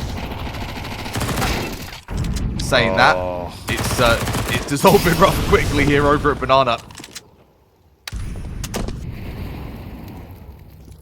Yeah, Strife are in a great position again. They're just kind of taking themselves the big firepower like we talked about. Is now right in sight. Going to be able to get Motor smoked off here. So A is up for grabs if they want it, and they should be able to. I believe that's Gabby that's actually holding on to the bomb. So finally going to come through mid. But it is going to be Nevik that's actually close on by. Does take down the Bob Carrier. MP9 spraying away. Not going to be able to find the double. It's too much of a big bite right now. So 3-on-2. Still in favor for Strife. Oh, and are they going to double down on this? They're going to fake it? I mean, there's so much time. But this is important for Evil John. He has to be able to stay alive. Walks into it with Mize, and there it is. Okay, Strife putting themselves on the 3-player setup here in the A site. This should be a save coming in from SS. Again, this is the difficult thing about this map is on the CT side, retakes are extremely difficult. Especially when you don't have utility, you don't have the players. It's just, there's so many different angles. And again, like, it's just not an advantage. So we'll save the M4 at least, potentially, but Joel's is already on the hunt. They're giving the little room to breathe. Strife just sitting on my by Poutine, just pressing on their chest, compressing those ribs in the air, just gasping out, struggling to catch their breath here. The stress, the nerves starting to set in perhaps. SS really wants to save this M4. The A1S, we got a long way to go into the next round of the game here today, and M4 successfully saved. There you go. Yeah, it's got that loss bonus, right? Yeah. I think that's the best thing going for him right now, Les. Yeah, they have to, right? I mean, now they're at full loss bonus. They have to essentially just maximize this. They have to go for purchases. They got to force out. Like, they're in a position where it's 4-0. You need to find a round. You need to get something reset here. Strifer in a great position. Like, for goodness sakes, you still have Joel here. He's got the Mac 10 still. He's just rocking it. He's just running around. So, I mean, that's already making a statement of its own. Op's going to be placed out now, too. First time we've seen it in this game, but Banana Control up for grabs here for the T's. Apartments are going to be up as well. The vacancy is done, and there it is. The papers are signed, and Strife have gotten themselves here for the time. It's a nice, lovely stay, maybe. I don't know, but Strife now making a bit of noise in Boiler, but it could be a fake, a bit of a ruse going into this B site.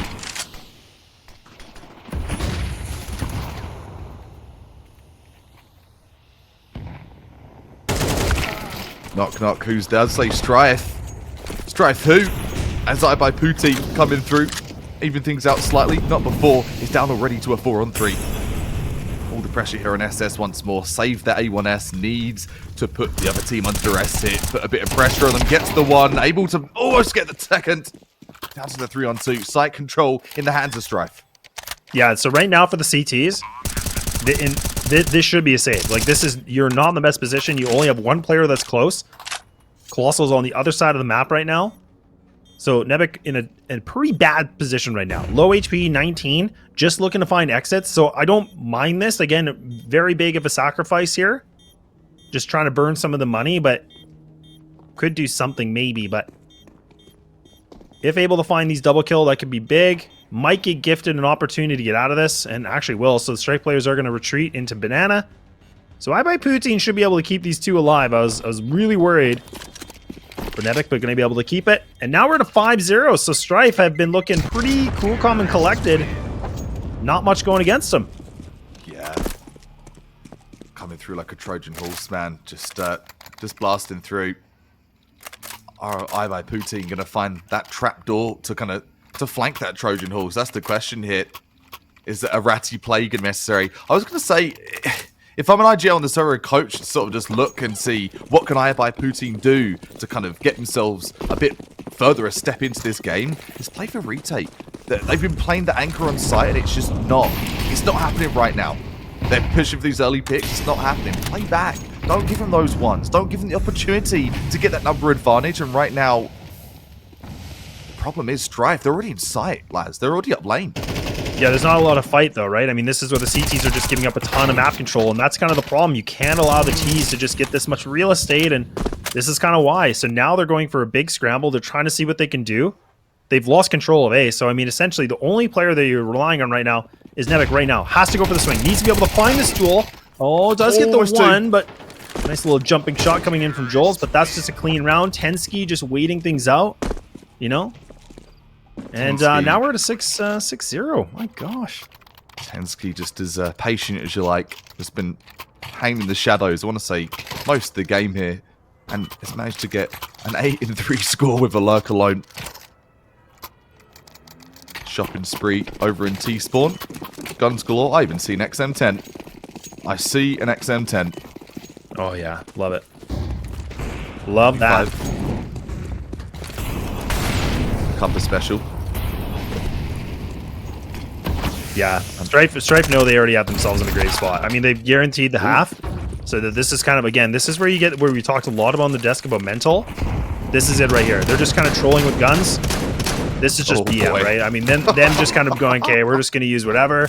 This is tilting. I by Poutine, this would be absolutely tilting to play against right now. Good analysis, man. And I love hearing your player insights as well. That's exactly it. We've got the rounds we need. We're comfortable with what we have. This is following our strat, and any other rounds here are bonus. The bomb is going to get slapped down by Tensky. 3-on-3. Oh boy, Joel's coming through with the XM10. Just clicking heads. Removing players from the server. Player deleted. Down to the 2-on-1. Off on an AK. In their way. Talking to you, Colossal.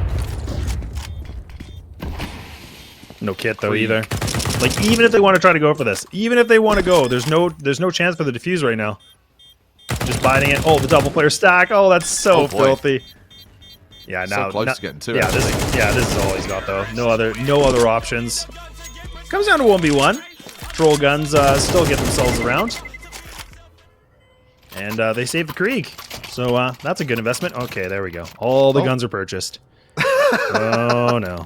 I got 16k and I want to spend 16k, says Tensky. Trying to drop all the dollars. Still a bit of cash in hand, but let's be real.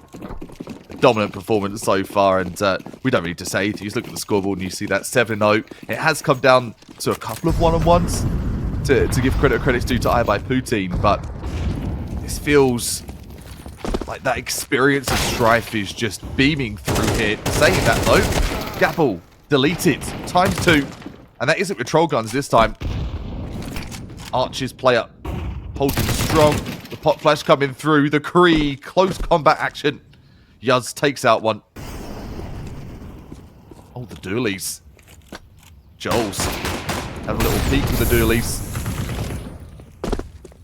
He's an XM10. Whatever next. Taking out though XM10 encounter. Down to the 2-on-2. Yeah, this is one of the closest rounds we've seen, I think, right? I mean, the 2-on-2, and Nebba gets just annihilated here with the Krieg, and okay, SS is by themselves on the island. Screaming Wilson, just by themselves. Nobody here. They're going to just have to save an S, or save the XM. Not the best situation at all. An 8th round's going to be gained here. Does grab the op, I guess. Yeah, so this is... I was waiting for him to go for that. I was like, surely you will, right? Please? Surely. And you see on the up, you see that sticker? That's Fallen. Rio, the goal, the destination, the objective of these teams where they want to go in the long run. And hello, darkness, my old friends. I think I by Poutine. That song just lurking around in their head right now. This is a tough spot to be in, man. Like, you had a good game for first. You able to take out some big guns and Strife. Humbling experience so far for the likes of I by Poutine. Still sticking it out though, still playing strategically, methodically, save the op. Trying to see if they can make some bodies drop in this next round. It ain't over till it's over. Still a couple more rounds available. Yeah, and this is what we were kind of talking about, right? I mean, this is exactly why like Strife had themselves the bye. That's why they were sitting themselves in a position where they did quite well last year. And they are the team to beat, right? I mean, I know some of my friends played against them last year. It didn't go well for them. So I knew exactly what was going to happen here with Strife. And some really good players now just showing us a little bit of their creativity. Just kind of messing around. So when we get to see them being a little bit more right down to the grind and the seriousness, that's going to be even more scary than what we're seeing right now. MP5's purchased, Krieg's purchased. Like every single random weapon you want or never want, they're out right now. They're out in great numbers. Something to mention too, the bomb is you down already here for Strife, just holding for that post blood. It's great, yeah. Taking out the player at Archer's cubby. Night. The op able to pick up one. Does bring it down to a 3-on-2, but I think the op best is going to be saved, to be honest, and that's exactly where they'll be going. Yeah, sorry, to go back to the action that took hold of me there. Yeah, there is slightly troll to pick up your X10s, to pick up everything from the armory. But on a serious note, you're not wasting your energy on focused one-taps. You're not wasting it on focused sprays. You're just holding down that mouse one, or whatever your fire button's going to be, and you're starting to sort of save that energy for those later games where maybe you're going to need a little bit more focus. And Strife, whatever they're doing everything right now. I buy poutine. Those cheese curds looking like they're not sitting too well in the tummies of the players. No rounds on the board right now. A goose egg for I buy poutine.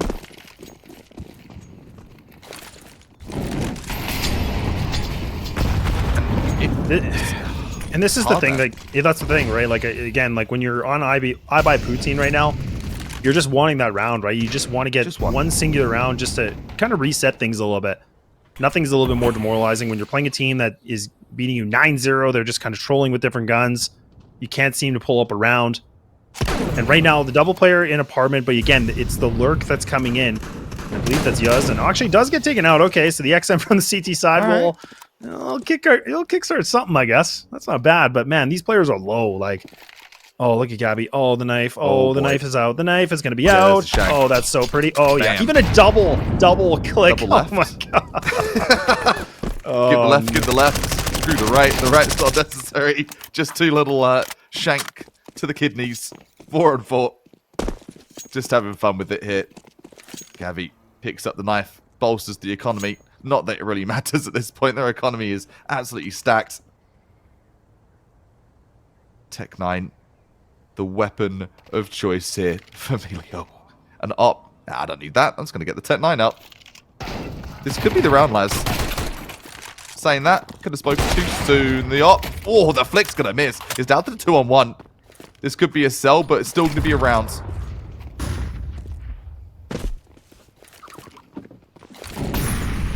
Yeah, so, okay, this is, again, the 2v1. The plant's going to come into the site, so now they should know this. Okay, you can see the CTs, the swing comes in, and there we go. Okay.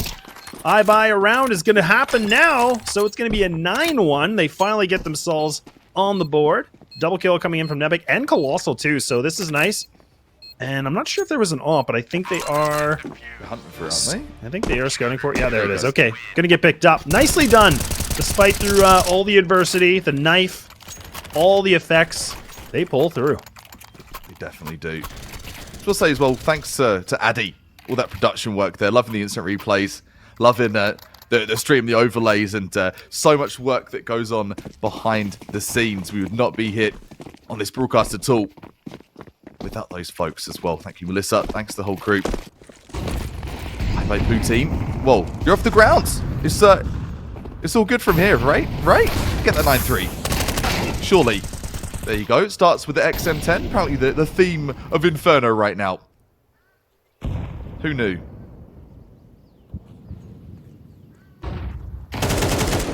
You would have known. Okay. Jetsky missing the shot, and now double swing comes in. Krieg's actually able to find another duel. Sitting at a double right now. Yes. Okay, A hits coming in. Will. The sole anchor. Oh, God, this is... Oh, no, not this position, please. Get out. Get out. It's a horror film. Okay, yeah. Eradicated, removed. All right, and Strife once again on the brink of putting themselves on the 10th round. Why not? And Tensky. Ooh, might get the timing. Might get the timing. Okay, ooh. Oh. Okay, a little Tabarino. Why not? Go on then. Go on then, son. That's I recognise that tone you just had. The like, oh no, please, not that angle. It was a clutch in one of our competitive games in a team we played for. Laz, we're like, please, just look the other way, Cuppa. Not like this. And I'm sure I buy Poutine probably thinking much of that. Not like this, please. Have some mercy on us. No kidding. Okay, well, there you go. 10-1. Yeah, this, I talked about, I said this in the beginning of the knife round. I'm like, yeah, Strife wins the knife round. CT side, this would probably be the scoreline I would have thought. I was thinking I buy Poutine in a great spot where CT side, maybe they could find something, but going to the last round of the first half and desperately, and that's the only word I can think of right now, is they need this round. So they got the op out, they got the M4s, they got an AUG, So they are trying everything. They're trying to be creative as well. And they got it. Double jump boost. Love that. The run jump boost. OG CS mechanic right there. Give credit, man. iBuyPootien, they're not giving up. And this spray, this is awesome. This is what we need to see a lot earlier on. You see the vigor in that spray. You see the double setup. You see the utility as well. And I want to say, it's caught Strife off guard. It definitely did. This is the biggest, lead we've seen with iBuyPootien. They with a 4-on-1. Mel coming in for a swing, gets removed, and okay. Beautiful. We're going to see a 10-2. Not bad. Yeah, not bad at all. It was right in the last 3 rounds where we see iBuyPootien put themselves on the board. So we're going to be switching sides over, and now this is where it gets scary because, again, iBuyPootien are going to have to come in big with this T side. I mean, this honestly is a difficult map, in my opinion, for a T side, just because you have to be so well coordinated. You need that utility. It's way more critical than like Mirage, like we talked about. So we'll see. Mirage is optional. Inferno is essential. I think that would be like the thing to say. Inferno, there's just so many bottlenecks. There's not much space to maneuver when you're going for those entries on site. And talking that bottleneck, well, Joel just running it down. Takes one. Trying to take a second. Might have overexerted though. Clussel going to take out Gabby. This is good. The trades are here. It's a 3 versus 3. The flank's coming in hot though. Yuz trying to get the flank with the P2K, and the P2K is not going to get that frag of the day. Yeah, Tensky's in a great spot. Just going to wait. Yeah. Oh, man. They got to clear it. You got to check your 6, man. And okay, Evil John Bob, he's gone too. No. Tensky is just annihilating them all, leaving it on the 2v1. CT's coming in from Banana. This is becoming a little bit of a Strife sandwich. It's just a matter of time. The CT needs to find it, and they will get it done. And man, that was just chaos. That was just a bar fight going down Banana. I don't even understand how Joel's stayed alive in that position for so long. The fact that he sits like this and finds another kill is just going to be beyond me. Man, I can't. That's, oh, you got to clear your sight. So much rally in spirit coming in from iBuyPootien there, but the trigger discipline is going to punish not clearing that back sight, and that's not something you forget. That's something you remember for maybe nights, weeks to come. Colossal, going to get the Mac 10 into action though. Yuz, MP9, gets the trade. It's the 4 versus 3, already 3 versus 3. I think I see a Gav there as well for Strife. Of course you do. That's what they're doing. Of course. That's what we're doing. That's what we're doing, baby. Okay. And there we go. iBuyPootien, they're going to get themselves a weird round, but they're going to get it done. They're going to get themselves that 3rd. So money's going to get grabbed. They're going to actually gain quite a bit here with the bomb plant as well. So that's a great spot. So Strife are in a position where money's low, but they're just in a position where they should force. There's no reason to really save anything here. So they are just going to equip as much as they can. 5-7s utility, deagles. The question is, what do? Do they play staggered setup, or do they want to do something creative? Does look like the 3-2, but knowing these guys, they're going to be aggressive. They're going to try to, get in the face. They're going to try to get aggressive. We'll see. An apartment's control already being grabbed up here from iBuyPootien. I do like this.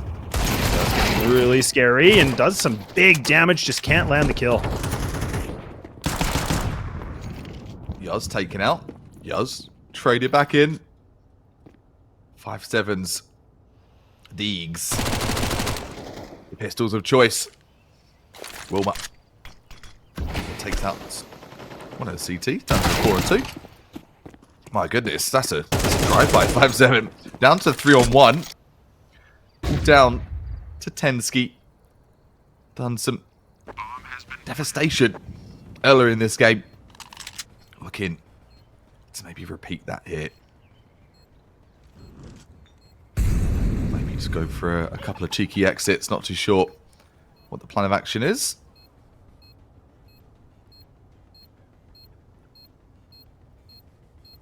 Yeah, just play for those exits. Nice and passive.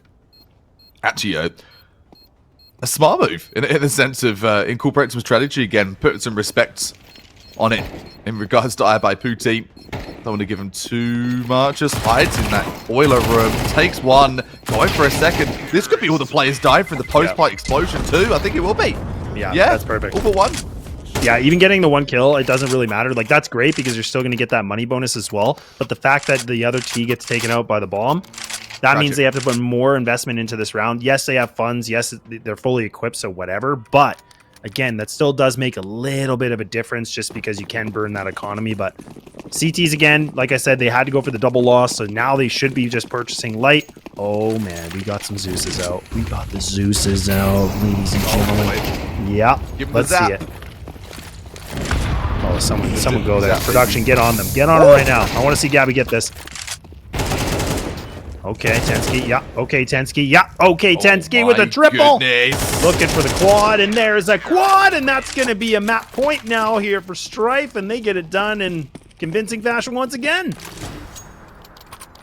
Headshot. Massive plays. Confidence. Just, they're basking in it. Strife. They can pick and choose when they accelerate. They can pick and choose when they just go straight from first to fifth. And that's exactly what we just saw. Nice little 4K, I believe, coming in from Tensky. Could be curtains here. XM10 and AK, the only two primary rifles in the hands of IESF. Yuz takes down alt mid. Takes that mid control so damn quickly. Not taking no for an answer, speaking to IESF team. Yuz going to get taken out, punished a little bit for over-aggression, though. The flick going to be missed. Colossal with the deke. Yeah, so this is where that over-aggression starts to really bite you now a little bit. So Tensky in a big mission right now. And not going to get it done. Really nice coming in from IESF. The fact they were able to get these pistols to come alive. They picked themselves up a full investment of rifles. Okay, all right, well, they pull up a scrappy one. And we're going to see Strife once again. No money. Money's reset. And Tensky doesn't care. They're going to buy the M4A4. Joel's going to join here with the M4A1S. And then we're just going to have Deagles once again. No Zeus's, so I'm a little disappointed, but... No money, no problems to Strife, man. You give him a stick. And they'd probably somehow get an ace. Oh, that's chunky. It didn't actually do as much damage as I thought it would, actually. A little bit of chonk damage taken out of Gabby. It's not bad. Able to pick up the first blood. Not able to get that clear at barrels, though. The advantage here for Strife. I told you, no guns, no problem, man. Just hand-to-hand combat trained is going to be Strife. They have the rifles now, though. A4, the two A1Ss.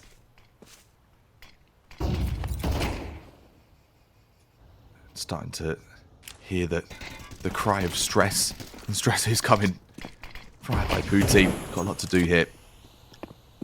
So much to do. Or this smoke play. This smoke play could be huge over at Arches. Not sure if we're going to see Yellow push through it. Oh, we are. They're going Arches. They're trying to take the contact for the rotator. I like this. Yeah, saying that. This is big. Yeah, Tensky in a big spot here. Are they going to clear it? They haven't checked site before, so this is a moment they have to check it, and now that's going to be the bomb. This molly could be even worse. That's worse for wear. That's going to be a headshot removed, too. This thing is all over. This thing, there's no way Colossal's going to be able to find this, unless he can somehow just pop off. But again, he's got 4 HP. Both CTs posted up on this, and there it is. 13-5, and there we go. Strife, they're going to get the job done, and they're going to make it pretty convincing. Yeah, that was ultra convincing, wasn't it? Just playing with their food. I think at the end of it, just like a lion with their prey. Maimed them, and just the finishing blow, the finishing bite to the neck is over and out. Strife see themselves through to that final, and well, IESF gave it their all, but Strife just...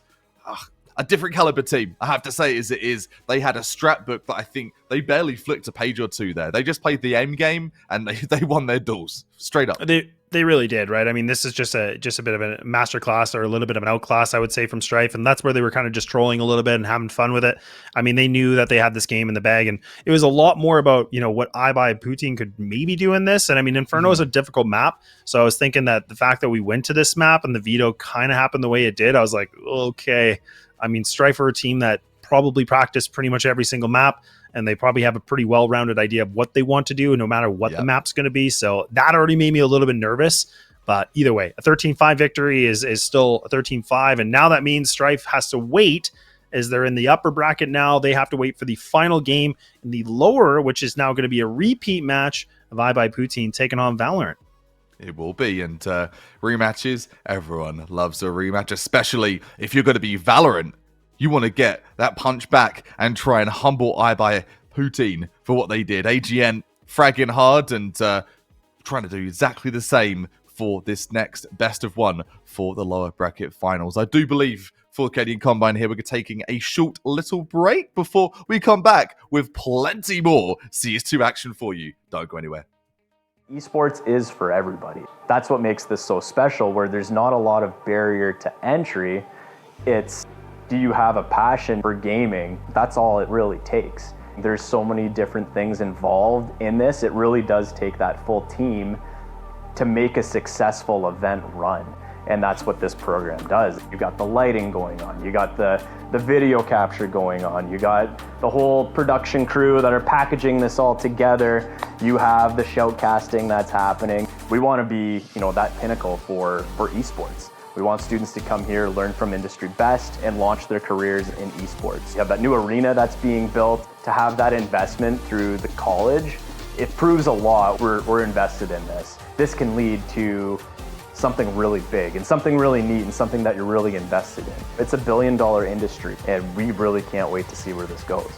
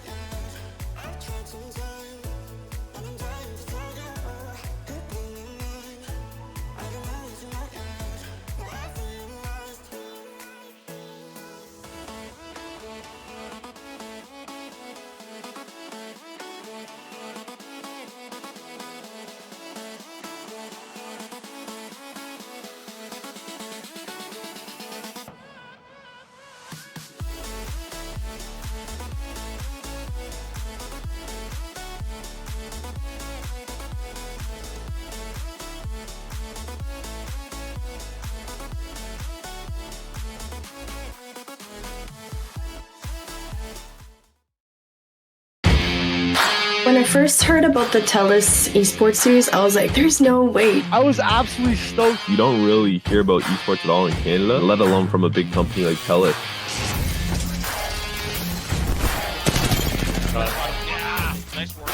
Canada does have a scene, and we do have people who are thriving towards getting us into that bigger picture. 2 versus 1, and it should be their game. The Bronze Bonobos from second, now finally find first. Simply put, the TELUS Esports series is esports for everyone. It's our take at what we think the esports industry should look like and where we think it should go. It's way more fun to compete for something when there's something on the line. And the TELUS Esports series gives players of all skill levels opportunities to experience that. We really want to make the gaming experience more fun for everyone, and we want to help the gaming industry evolve and grow the way that it should. And I think the time is right for it. All right, everybody, welcome back. We're here to go for the Combine for everybody fighting for their chance to represent Team Canada. Now we're in the lower bracket. So now this is both these teams that have played each other before. They're going to do it again to see who is going to be taking on those players sitting in the realm right now, which is Strife. But this game is going to be iBuyBootine taking on Valorant. It's Ancient, and I've cast Ancient a fair amount, but you, I know, Laz, have got more competitive experience in the sense of the team you play for in Ancient. Talk to me. What's essential on Ancient? What's going to put you above another team on Ancient? Utility, I know, is crucial, and you go back to sort of mid-control, and it's not a focus of every map, but I think for this map, you really have to be at least aware that no one's sneaking through mid going to Donut, that no one's sneaking up those stairs and going straight through mid. That's a couple of focuses. What would you say is the most important for a map like Ancient? Yeah, definitely. I think, for the CTs, it's going to be interesting to see if these guys have any utility to get that mid control, like so blocking off elbow, just again, being able to hold that presence as much as they can. And then also on the B ramp as well, right? Do they know the smoke lineups? So you get the B door smoked so they can be aggressive and just take that map control. Because if you have the mollies, the smokes like that, I mean, man, this should be a cakewalk for you, because essentially you're just going to be pushing these T's back. Then they have to just use tons of utility to fight for map control. And it is one of the most annoying things, especially on the T side of Ancient, that can be a little bit unforgiving. But that's the other thing too, though. If they don't know these things, this is a great opportunity for whatever team lands on the T side. They might be able to get a little bit more room for comfort here. I saw a couple of clips yesterday. I was just having a peek through of just refreshers. What's new in the sense of innovative plays within CS2, and I saw a couple of cheeky plays recently of the boosts that you can do over here on Ancient, especially on that T side. And you've talked of util. If there's a gap in that util, the boost is so prominent and it can prevail so very damn often. So yeah, I'm hoping to see some great teamwork from both of these teams here. We did see a hyper competitive game over in Mirage. If you missed the first one of the stream there, AGN for Team Valorant, he got an ace. It was a killer ace as well. A stellar performance, I want to say 99.9% of the game, and a one-round blunder perhaps led to their demise. But they're back again, and it's going to be a clean slate for both teams. iBuy Poutine lost against Strife, so they're back down to this lower bracket, and the rematch is most certainly upon us. Ancient 2 map in Central America, it's such a beautiful map.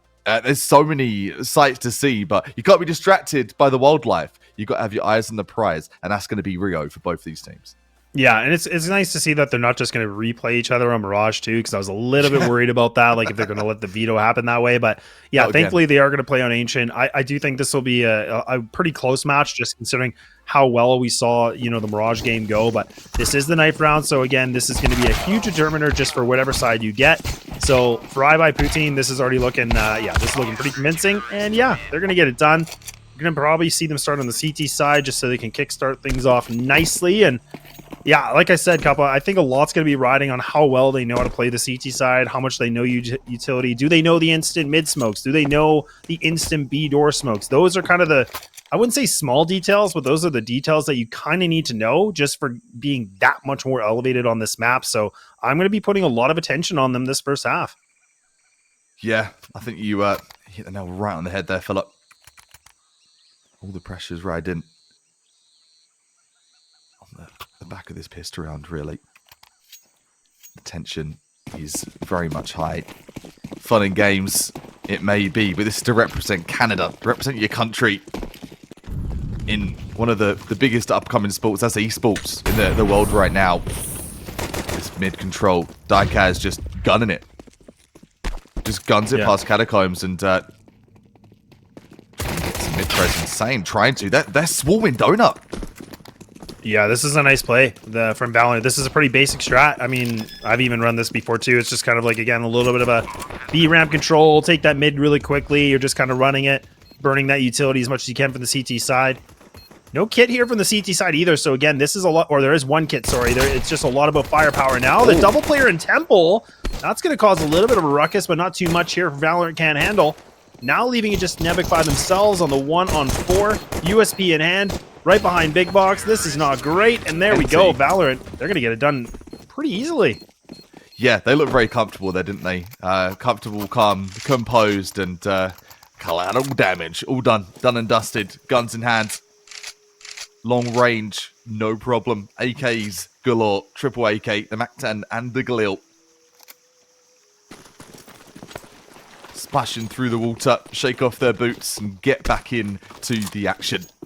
Valorant poised and ready.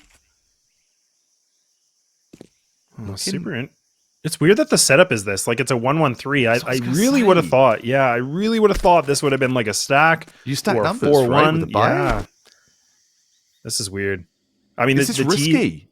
It is, and the T's are playing extremely passive. Like they think there's a full rush coming, so they're just kind of waiting for picks. Yeah, not even entertained right now. Not even close, man. They are wanting nothing to do with it. Just slowly does it from Trunks. AGN slowly does it as well. No one overexerting. Colossal just edging toward this peak. This could be catastrophic. It will be. The two-piece from AGN. The ace wielder of the stream right now picks up 2 to his name. Should be a free kill here for Fear. It's going to be done. Yeah, this is just a bit of a pickup, and now, yeah, they haven't lost a single person. I don't think they've even taken a single point of damage. So yeah, like the situation for SS. Yeah, I mean, there's nothing even to save. Like, I mean, right now, just trying to be quiet, just trying to see if they can find a backstab, get a gun maybe, but nobody's close. Nobody's really near on by, and They need to get taken out. They don't want to survive this round. That'd be so pointless. No, that would be terrible for the pocket. That would not see their next by rocket at all. We'd see it crumble, actually. There you go. Taken out and refresh. Clean round, clean slate, and a clean plate for High by Poutine. Hopefully they can serve up a fresh, steaming hot dish. And, well, I mean, just step up to the challenge here. Been a bit quiet so far. That PS round was competitive. This is the round to get it done. 4 rifles, 1 SMG. And a dream. Traveling in CS for Canada. Got to put that at the back of your mind, though. The forefront's going to be this game right now. This tournament here today on your Saturday. Trunks locking down that right side flank. SS, a lot to do here. The Lone Ranger on site. So much to do. A great spray. Does pick up a couple. That's such a damage. Again, that's really good damage being done here. Like, they didn't clear big box for so long. So this gives a little bit of an opening here because 2 of these players are under 20 HP. You got Fear with 50. And they haven't been able to get this bomb down yet. And every single player from the CT side, they are in Donut. All 3 are together. They're in the donut shop. Oh, they're just going to go through Temple. They're going to try to run around this? And they could. So. They definitely could. I think that's the play. If you contact here, you've got an SMG, you've got 2 rifles that could spray and pray. Those boxes are wall bangable. It's over. They've got to try and make that rotate sharpish. Don't want to make a meal of this one. High by Poutine, though. Banking. Exactly that. There's Double a double back here from Diecast. Yeah. Actually going straight into sight again. What an odd round. No, I like this, though. This is actually really smart because, again, they were taking it too slow, but what they were trying to do is clear out that CT spawn, just seeing if anybody's going to cross from Red Room. So they instead, they know that nobody's there. They over-rotated. Oh, fear. That's not good. You need help. You need your teammates, and that's going to be decent, but Colossal does survive. 17 HP. And again, both these players are low, but he doesn't know that. But he's going to just have to push himself away from this. He's going to have to get a little bit further, too, because that bomb radius should take him out. And he's just waiting. He's just trying to see if he can find this exit or 2. They're going to go through A main. I mean, they're barely going to survive, too, but all right. Valor are going to be able to find themselves that 3rd round. And I love that round. That was a very nice mid-round call coming in from the IGL. And this was a good play here, too. The fact that they didn't clear this for so long, I was getting very worried. Yeah, I was pretty anxious. I was pretty anxious for them as well. That damage inflicted, I want to say it's even unlucky for the Anchor not to get more value for that. Yeah, I agree. Damage not capitalized from, and I mean, like, just unlucky, really. I still would say. You would say Colossal. You would say that. That sounds like that does. Oh, boy. Bit of overexertion, shut right down. High by Poutine. Oh, I have no cheese with that, please. I have no players as well. 4, and my goodness, a 5 versus 3. 1 player, bleak HP. It's going to be Trunks. 1 HP in a dream. Brave, very brave, spraying through that smoke at 1 HP. Yeah, no kidding. I love that round from Valor. Again, like, you know, there's always a couple ways to look at things. Like, if it ain't broke, don't fix it. But instead, they're like, you know what? Let's mix the playbook here. Let's just, you know, put pedal to the metal. Let's go down B ramp. Let's just take this site really fast. They're going to be limited on money. And they caught them off guard, right? I mean, like, they had no idea that there was going to be aggression. Their setup wasn't prepared for it. And the utility was a little bit lackluster to slow it down. The mollies just weren't there. And Valorant find themselves a bit of a speed run getting this 4th. So this is a job well done. I mean, the rifles are going to be saved up here for the CT side. For the 2 of them, at least. So that's going to be a decent note. But now Valorant are just sitting in such a good position of power. And making a very, very big advantage for them. And now the money, again, is just going to be a little bit lopsided. But the CTs will be able to have enough for the rifles. But we haven't seen an op at all yet. Look at util. This is what it's saying, man. Util's important. U2 we will see. Good push up here from Colossal. Trying to go for that map control. I said about take that mid, put it into your own hands. That's exactly what we're going to see from Colossal. Could be a good read here as well for the timing. If they can sneak up to Cubby there. Going to back out though. Doesn't want to give too much away. Sees nothing mid. Time to fall off. This would be quite the story for Valorant, though. We lost in our regular BO1, but the lower finals getting that sweet revenge. Oh, the spray going to be traded out. Nebik for 2. Yeah, this honestly just looks like such a more polished map right now for Valorant. Like, everything looks a bit more clean. They're using good utility. Pop Flash coming in through mid. Players are swinging together.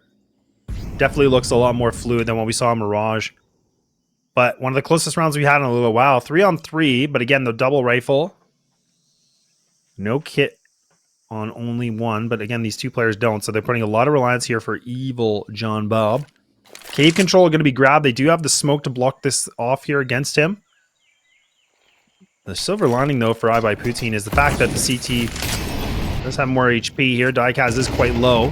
A flank coming in from Nebik as well. This is really important because if you can get the timing right, this should be a big backstab. So right now, as players, just need to fight an elbow. They just need to make a ton of noise. They're going to let the bomb go down. It doesn't matter. Easy pickups. And now leaving it all down to Trunks. Needing to come alive for the clutch. Down to critical HP of 6. Molly's going to be worse for wear. The defuse is coming in. And iBuyPoutine, they have bought themselves around here, Kappa. Great use of util. Great teamwork. And oh boy. Teamwork's a dream work. iBuyPoutine saying, you know, revenge might taste sweet, but it's bittersweet for that round. Taking a bit of the action, taking that goose egg and converting it into a 1. Confidence starting to rise a little bit. The bank account starting to bolster slightly too. But still, trailing by 3 rounds after the iBuyPoutine. We've seen them make a comeback. We did see that on Mirage. By no means do I think they're done yet. I think there's plenty more rounds to come here from iBuy. AGN having a little bit of a quieter game here over on Ancient. Not so easy to get those sort of pug-style frags that we saw in Mirage. Ancient, not that style of map, but unlucky with the spray transfer. Let's get the damage there, though. The trade-out comes in. It's a 3 versus 3. Yeah, Colossus coming in with a little bit of a gap here, but Diecast has got a good read. They have the communication that there should be a gap. Reads it well, does a good job. So bringing it back to the advantage here for Valorant. Trunks low, 16 HP though. The CTs are going to press forward. They look like they want to go for this. They got the utility that they could go for the retake. Lots of T utility being thrown. So this is actually becoming a little bit more clustered. Oh my goodness. Timing. He's still swinging. Oh, the reposition. Okay, hang on. Oh, that positioning from the T. I don't love this, but he's going to be able to get the headshot anyways. He's playing close ball, and Valorant, through the thick and thin of everything, they get it done for a 5th. Scrappy, doesn't matter. Across the finish line, they will stagger. I say stagger, they're going to run.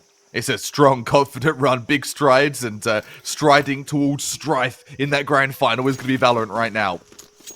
Convincing display. Teamwork is just all over the place for Valorant, and I'm talking, they've got such a big strat book. They're doing all different kinds of plays and just so in control. So much control and good positioning here from SS. Just patience is a virtue. But he thought he got the double. He thought he had the double, and he gets it taken away. Tragic. Oh, Valorant, they just steal it. That is so heart-shattering, man. That is the worst feeling in the world. Yep, we've all been there, man. I thought they were dead. I stopped shooting. Russell trying to make something from nothing. Down to the 1-on-2. Neeb does have the A1S. 1 player's lit. This is very winnable, but they're going to smoke fake, and they're rotating. They're faking like they're going to go for the plant.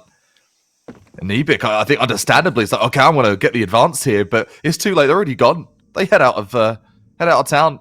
They're making the rotation to the other side of Central American Rainforest. They're going over to the other side. Yeah, it's good play. Good adjustment. Again, that's what we've been kind of talking about, right? I mean, this fact that Valorant, they just seem so much more comfortable with what they can do mid-game, mid-round. Way more fluid coming in.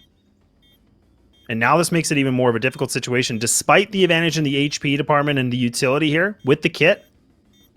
Needs to be able to find this duel. This player, needs a clear elbow. Oh my god, please. No way he's just going to commit this. Yeah, okay. Good play from Diecast. Goes for the swing. I was thinking if they didn't spot him, that could have been a bit scary. Just a few seconds. I like the idea. Not much you can really do in a 1 versus 2 with 2 players post up so late in the round, and timeout coming in here. Attack from Poutine. Reflecting on these rounds, trying to soak in the plays they've seen. How can we outplay them? What's your take? What's happening for Poutine? Obviously, the pushes are coming through hard and fast from Valorant, but they're fluctuating. It's not a one-sided story. They're fast, they're slow, they're fast, they're slow. They're very unpredictable right now. How do you outplay that on Ancient? Yeah, I think I would love to see them fight for a little bit more map control, like whether that's going to be, like, again, just posted up in mid, or just getting that B ramp control and just putting a lot of pressure that way, because at least then you get some real estate to work with, and then the options for Valorant are going to get a little bit less choosing, right? So that I need to see. That I think could change things around a little bit. So we're going to have to see a little bit of that coordination to come into effect here for the CT side. We know they've got it. The round they did win, coincidentally, and I love that you've underlined that mid control being quintessential for a comeback here. They've done it. They do have that utility use. They've just not had the confidence to make that push over and over again. They had some nade combos for Molly nade to right side mid, the push up to deep left side mid that I believe we saw from Neat, if I'm not mistaken. Here's that mid push again. There's going to be a smoke. The Molly's going to go deep as well. They've been pushing Donut so aggressively. They've got to do something to kind of put like a tripwire between there. Put a player between to kind of push them back. And yes, once again, the shutdown already happening. Over a minute 30. There's 3 players in the server for Poutine. Yeah, it just honestly feels like the Valorant squad right now. They're coming in with way more firepower in this. They look like a little bit more rejuvenated. Maybe not in that fight, but at least now the trade comes in. Taikaz with a spam. Oh my gosh. You love to see this coordination. Despite it looking a little greasy at one point, they find themselves a double. They get themselves an ace or the B site. Banger.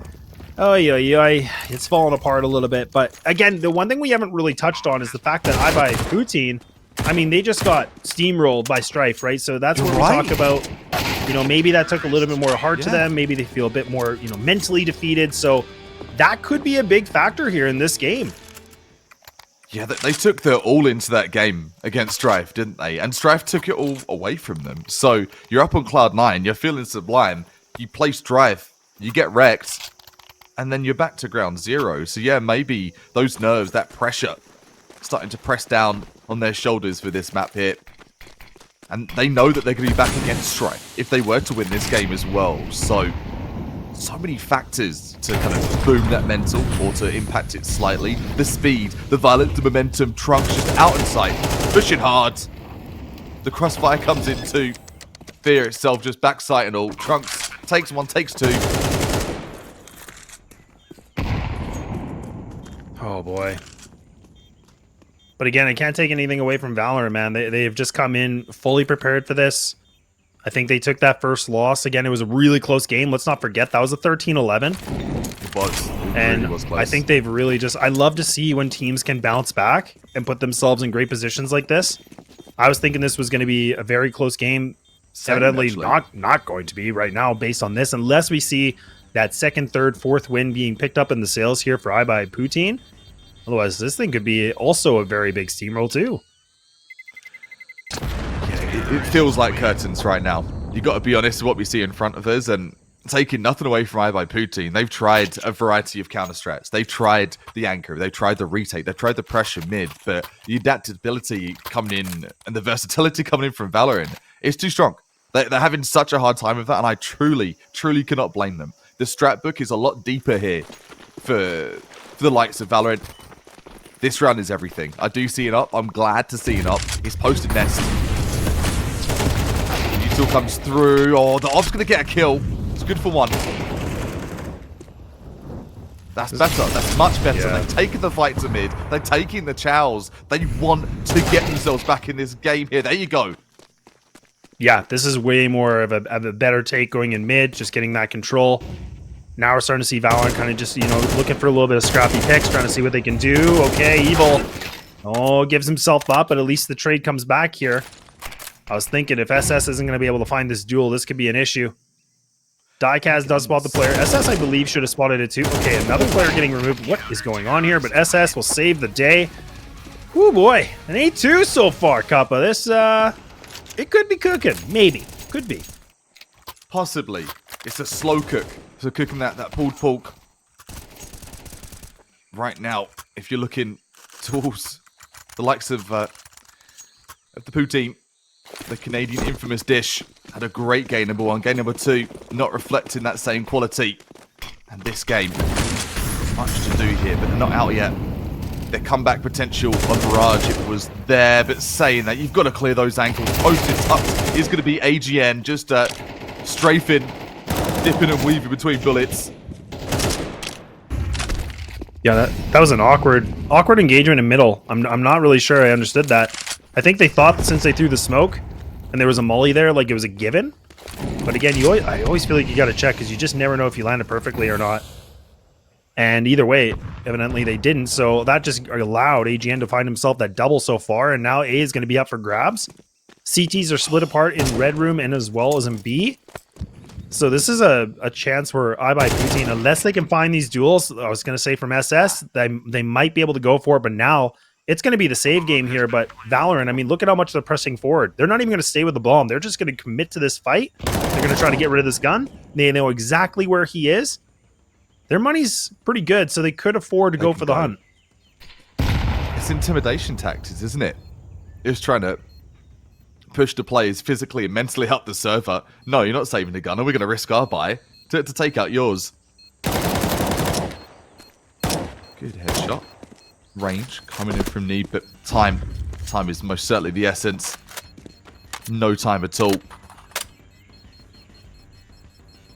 Something you mentioned there, sort of the isolation coming in for the iBuyPoutine players, the trades are a little bit lacking. And I don't put that on iBuyPoutine. Oh, that's one that Colossal probably want to forget. Put that one behind you. What round are you talking about at all? But the isolation, it's kudos to Valorant. They are creating that isolation. They are isolating players with util on one side, mid pressure, forcing someone to backfill for that lost nest player. So it's just big brain plays for Valorant. This is super impressive, and this is a lot better than what we saw in Mirage. A lot less scrappy, as you mentioned, a lot more put together, and just collected plays. They're looking like a devastating force right now. Yeah, they really are. And again, this is the last round of the first half. So again, if Valorant can put themselves in a position to get this 10-2, this is going to be everything going into the CT side. Do they clear this angle? They will. They definitely do. Yeah, that was the thinking. Okay, and now see they're trying to re-aggress. Will's like, okay, I gotta find something, but he gets removed. And SS has kind of been the one player just putting up some numbers. He puts himself for a double. Yeah, not bad. Still the advantage though for Valorant. Dyke has the off angle. Why would someone be that center box in sight? No reason, no business. Cludzino takes what's theirs. Dyke has looking to do exactly the same. Neeb does have a kit. Anything's possible in the world of CS. They've got to get into sight first though. And right now, you hear that tick-tock, tick-tock. That's the sound the bomb is about to rock your world. It's over and out. Neeb running into sight for that late play line. Just desperation really. Trying to pick up a frag or two, a consolation frag. Not gonna do them justice for that half though. 10-2, it will be. Valorant coming through. Just unbearably heavy in this first half. That's nuts. Yeah, it really is. The really impressive T side. Again, very basic, tactics again. But again, it works out really beautifully, right? I mean, the fact they take mid control when they want, they push into B really quickly. They got aggressive. Their timings just seem to be working really, really well. Now we're going to be switching things over. And again, pistol round is the utmost importance here for iBuyPoutine, but we'll see if they're going to be able to get a super size on this one. Glock's going to be out. Just a little bit of utility armor for some of the players. Get this B ram control. Now they're going to be digging away in cave. There's the smoke. Yeah, there it is. Uh-oh. But look at the CTs. They already have 3 in here. They already have 3 stacked. 2 of them are starting to lean themselves through donut. USP, the barrel spotted. Cloud's going to get taken out. Okay. All right. Oh, okay. Hot damn. It's a different team on the T sides. We've seen this kind of vigor and aggression over in the CT. Might be a different story. SS taking out AG. And that's going to get all 5 players living the rounds through. We didn't see anything close in that previous round. Sure, it's just pistol, but the principle remains. That's going to be good for their ego. That's good for a boost into this first buy. And let's hope they cannot make it their last buy. They've got to get it done here. It's 10-3. Now is the time. There's no time to delay. There's no time to stall. You've got to make this count. Yeah, the second round is just as important too, but again, like it's not as dramatic like the difference on CT side. Flash is coming in, so Valorant, they're just going to try to put all their bodies in middle. We'll see if the bodies can hit the floor for them, but it looks like they're the ones that are going to the grave, and yeah, this is just a big slaughter.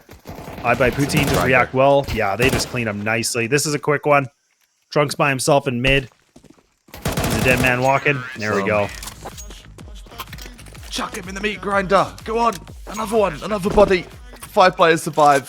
5 alive. Want some more? Money. The econ being bolstered up. Being stacks. The pockets. The cash starting to flow on out. And the buy. 4 A1Ss. 1 MP9. Light on the util for Valorant for this buy for them. Is it going to be enough to push back the plays of Poutine? Great start for them so far. Blasting away that smoke. Good use of the nade there. That new CS2 mechanic. A lot of damage taken. Courtesy of that push though. SS right down to 3. Not ideal. The flash wasn't bad. I was wondering, I was questioning it a little bit, but Trunks was actually getting aggressive, still is. Now the CT store counter flash. They're going to win this engagement. They have to. They don't have a lot of... That is bomb down. What's that? What is going on? This is a full brawl here on the ramp, and the CTs, they just stomp on him, and now SS by himself, 3 HP in a dream, and a clutch factor now. Needed for this. A 1-on-4. Doesn't even have the bomb either. Oh boy. I do not like these odds. That's a frustrating push for Poutine. Just look a bit disorientated on that push here. I love this flank. Just wonder if this could be too little too late for the 3 HP play up. SS getting taken out, period. User account deleted. And this is what I'm talking about. I just wasn't too sure. The trades, the effort was there. Respect for the trade effort. But the push, it was just too passive. They weren't taking ground on ramp. They were just holding ramp. And unfortunately, that's a defensive strategy. You've got to be proactive. You've got to get in to the site and even make an attempt on that. Not what we're going to see. 11 rounds on a scoreboard here for Valorant. A false coming in for Poutine. All of the money invested.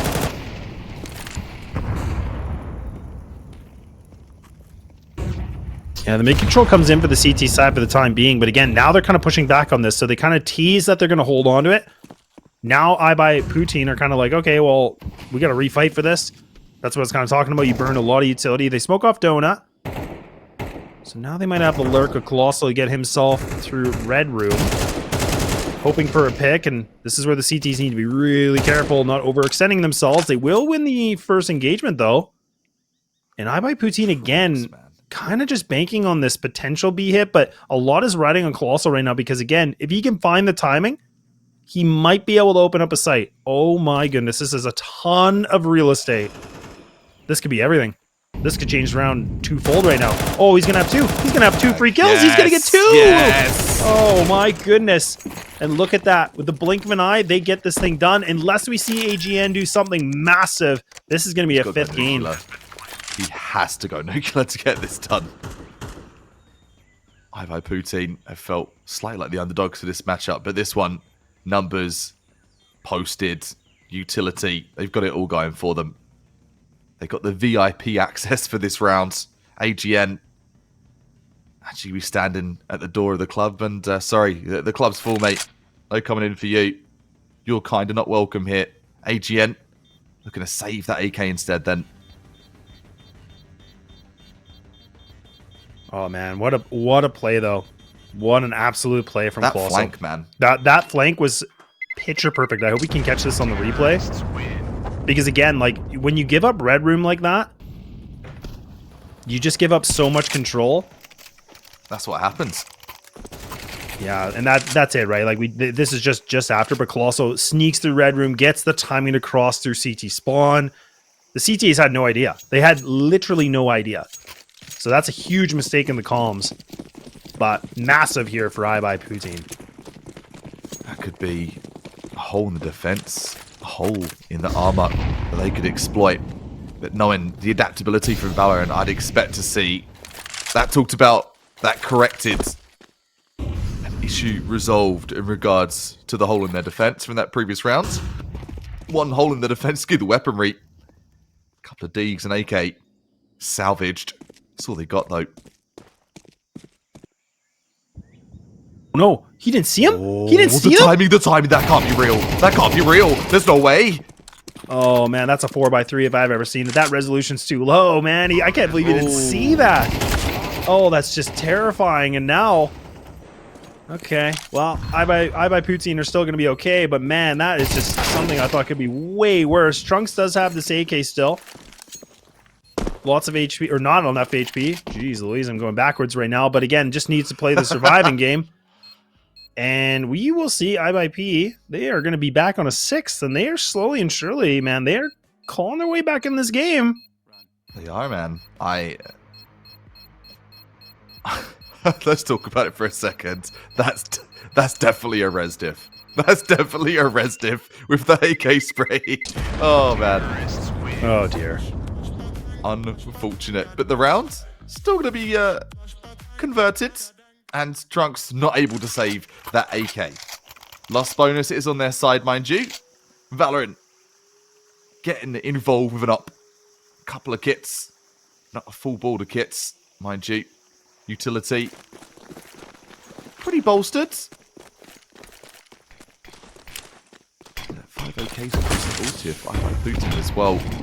This is the difference, I think, from what we saw. Oh, okay, I take it back. That smoke's a killer smoke. That takes off Nest. That isolates anyone over a donut. To be taken a bite off here from Colossal. Colossal slowly just mosey on down mid.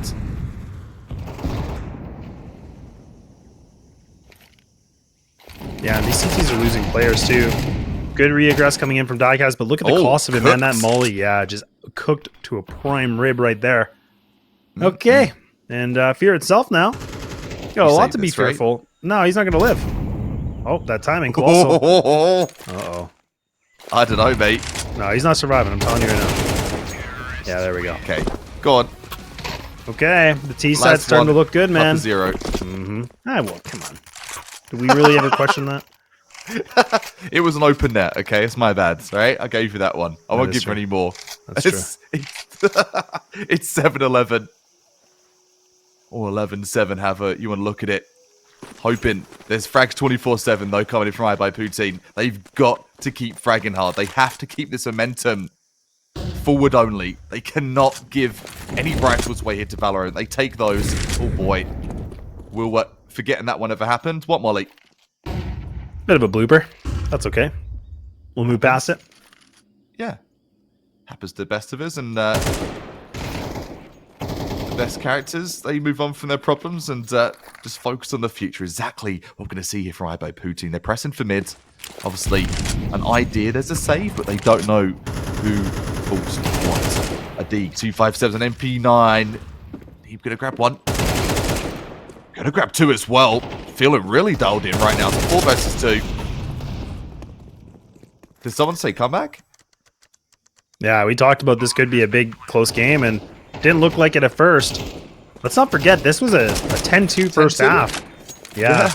And we've just seen I by Poutine, like I said, unless they found that 3rd, 4th, 5th, 6th, 16th wind, I don't know what, they could climb back, and they are. I mean, they're sitting in a great position right now to find an 8th.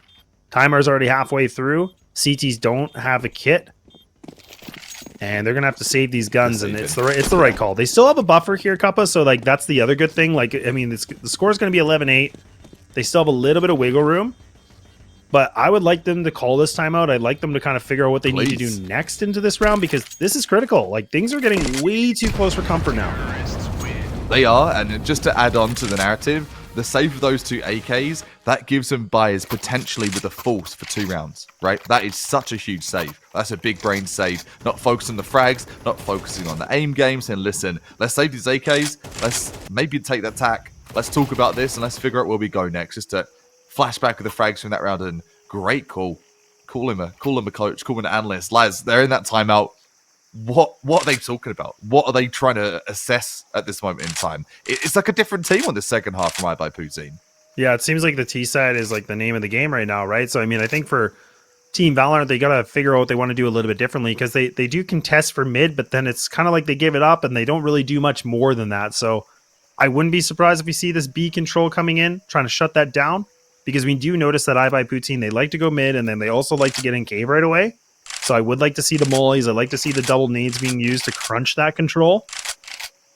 But we'll see what they want to do with it. They do have the op-out for Trunks, so I think that's relatively new. I don't feel like we've seen Trunks with the op too many times on this team, but probably going to... I mean, they could play mid with it, but I don't know if I'd like that, because the instant smoke in Red Room is definitely going to block things off, so... It feels like a wasted opportunity as well. If you go post-nest, by the time you reposition, the site's already gone, right? You've lost that retake. Retake of an op's not ideal. It's the furthest thing from... I'd love to see an alternative angle with that op. An op a piece. One for the T's, one for the CTs. And Sentry blocking any presence at mid from iBuyPoutine. Smoke. Smoking off the choke. As it's moving towards B here, Will. Trying to make something happen. Over at Catacombs. Doesn't really take advantage of it. So he's sitting in Cheetah, waiting things out. Now the CTs are starting to burn a lot of that utility. The op is actually playing on the outskirts of Donut. So again, playing a very passive, like mid angle. Oh wow! Oh wow! I almost hit that. I was like, oh, okay. That was close, man. Hi, caramba. That was scarily close. It's like through the legs of a CT. There we go. Trunks. Good connection. I like this. This is a good idea. Now CTs are in a great spot because they find the man advantage. Now they can post up. Now they don't have to play aggressive. They shouldn't be. But now you can see iBuyPoutine. They're like, okay, let's stop going for picks. Let's take this all together. They don't have a lot of utility either. I mean, it's Nebik that's sitting with all the utility. Smoke and the molly. That's going to be critical. Has to stay alive. Needs this utility to block off something here on Triangle.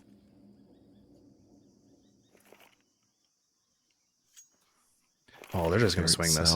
Oh, God. They're just going to swing this. Yep. Oh, my God. They get away with it, too. A dry peek. Dry peeking, yes. That's bananas, man. I'm in shock. I'm also in shock how quick this round's going to flip over and be thrown out of the window like a rock. Valorant in control. 12-8 to score. That tack timeout did wonders, and they mustered up the courage to make this happen. Such a good entry, too, from Neeb. You talk to the dry peek. Making some phenomenal plays, but the re-execute, the retake coming in from the CTs, from Valorant, it's just so well orchestrated and coordinated. You can't shake a stick of that at all. Tremendous efforts from iBuyPoutine, but no bueno. Match point here for Valorant.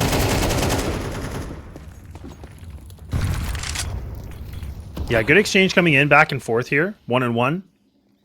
AGN just, again, getting some information. Not allowing Will to have that cheetah control. So, again, I like this little bit of a change-up. I don't mind it. Oh, Diecast has already pushed in. This is so much information. This is huge. This is massive because, again, now he can just say, look, nobody's A. Nobody's here for the time being. They could either be in Red Room. Oh, but wait. Oh, no, they can go Donut, though, and that's the calm. And he actually does find one at least. Okay. Bomb's going to get planted here at the safe site. I was thinking this was going to be huge, but instead it's actually iBuyPoutine that have put themselves in a great spot right now. Yeah, you and me were at two different POVs, I think, mentally and visually, because, yeah, I'm seeing iBuyPoutine. The vision in front of them is this big rotate, the molly, to hold off the rotation from at least CT. Diecast with a big rotation, though, doing the jump peak, has an idea their temple. That's the only place they could be. Something with that or Donut. Yep, there's the one temple down. One play left. It's going to be SS. He's got a lot to do here for the post plant. Tries to get it done. Cannot muster up the courage. And Valorant, revenge, tasting awfully sweet. And hopefully they got a sweet tooth because they're going straight through to the grand finals here. Lower bracket, Battle 1, Strife are going to be in their future. Yeah, what a great game, though. I mean, honestly, really, really impressive to see from Valorant. They came in making a huge statement. I love that they reinvented themselves. They looked a lot better going into this map.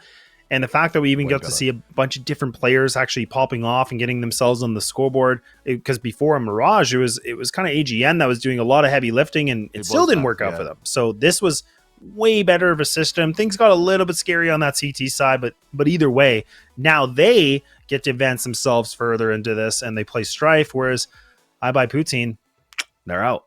Sayonara. Thanks for your efforts. Poutine putting on a really good display here today. Put their all in for Canada, and I wish you best of luck in the rest of your games for the year. Hopefully get an opportunity to cast you again. But to focus on the future, it is going to be Strife taking on Valorant here in the grand finals. And, whoa, it's been a day of Valorant. AGN backpack mode for Mirage in that first game. That one, as you mentioned, much more of a team vibe, a lot more balanced, and that's what you need to see. You don't want to be burning out a big fragger for you too early on in your tournament, and that one way better in the team efforts, way better in the utility use. And I'm hoping, in fact, we need to see that utility use in a best of 3 against Strife. Any other comments before we head to a short break, Les?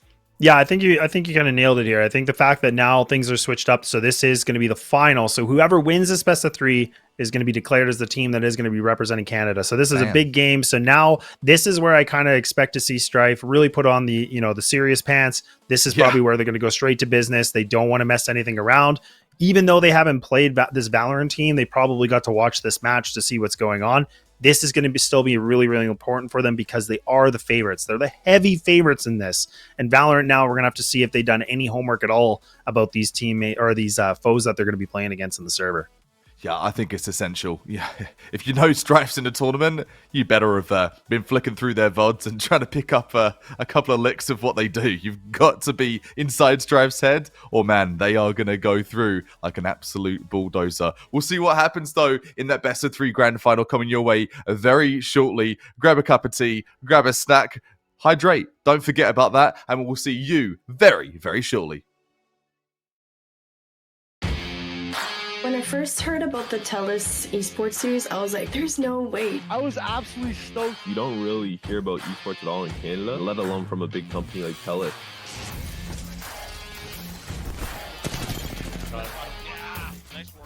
Canada does have a scene, and we do have people who are thriving towards getting us into that bigger picture. 2 versus 1, and it should be their game. The Bronze Bonobos from second, now finally find first.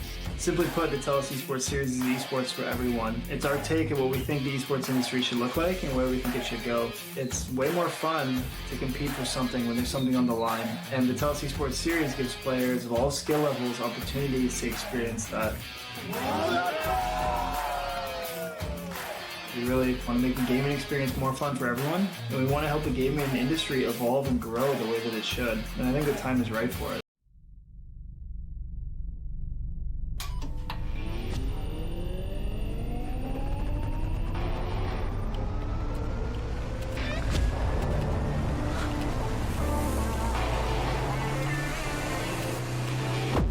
Conestoga College is setting the stage for a new era in gaming. In 2025, we're opening a state-of-the-art esports venue, a premier facility for high-performing gamers in Canada.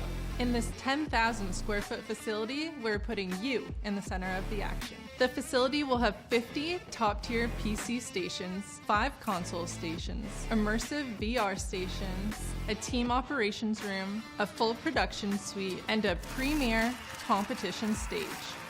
Esports is a rapidly evolving industry with global viewership of 532 million in 2022. This initiative goes beyond esports. It's also a platform for forging bonds, making memories, and creating connections. Since 2020, Condor's Esports continues to evolve, providing industry-leading facilities and experiences to the esports community. Conestoga's esports venue expresses a sustainable and intentional future to compete, play, and work, all powered by gaming.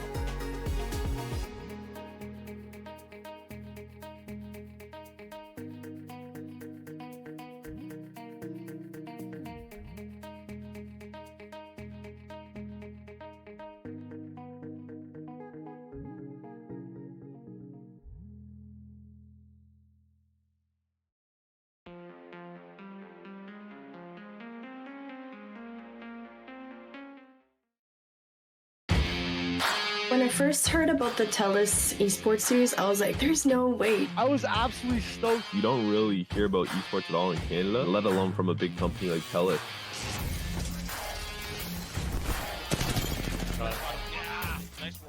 Canada does have a scene, and we do have people who are thriving towards getting us into that bigger picture. 2 versus 1, and it should be their game. The Bronze Bonobos from second now finally find first. Simply put, the TELUS Esports series is esports for everyone. It's our take of what we think the esports industry should look like and where we think it should go. It's way more fun to compete for something when there's something on the line. And the TELUS Esports series gives players of all skill levels opportunities to experience that. We really want to make the gaming experience more fun for everyone, and we want to help the gaming industry evolve and grow the way that it should. And I think the time is right for it. Esports is for everybody. That's what makes this so special, where there's not a lot of barrier to entry. It's, do you have a passion for gaming? That's all it really takes. There's so many different things involved in this. It really does take that full team to make a successful event run. And that's what this program does. You got the lighting going on, you got the video capture going on, you got the whole production crew that are packaging this all together, you have the shoutcasting that's happening. We want to be, that pinnacle for esports. We want students to come here, learn from industry best, and launch their careers in esports. You have that new arena that's being built. To have that investment through the college, it proves a lot we're invested in this. This can lead to something really big and something really neat and something that you're really invested in. It's $1 billion industry, and we really can't wait to see where this goes.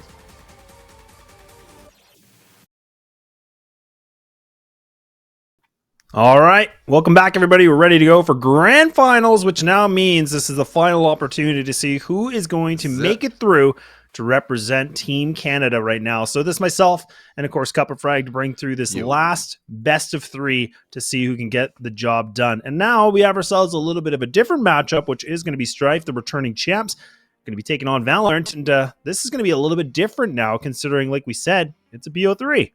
Yeah, we've seen Poutine try and take on Strife, and I have to say it, they were owned. They were taken out by Strife. They had a great showing against Valorant, previously Poutine. Go against Strife, different caliber of player. Are we going to see that again here? Valorant, we saw Adrian pop off if you missed map number 1. Got an ace against Poutine.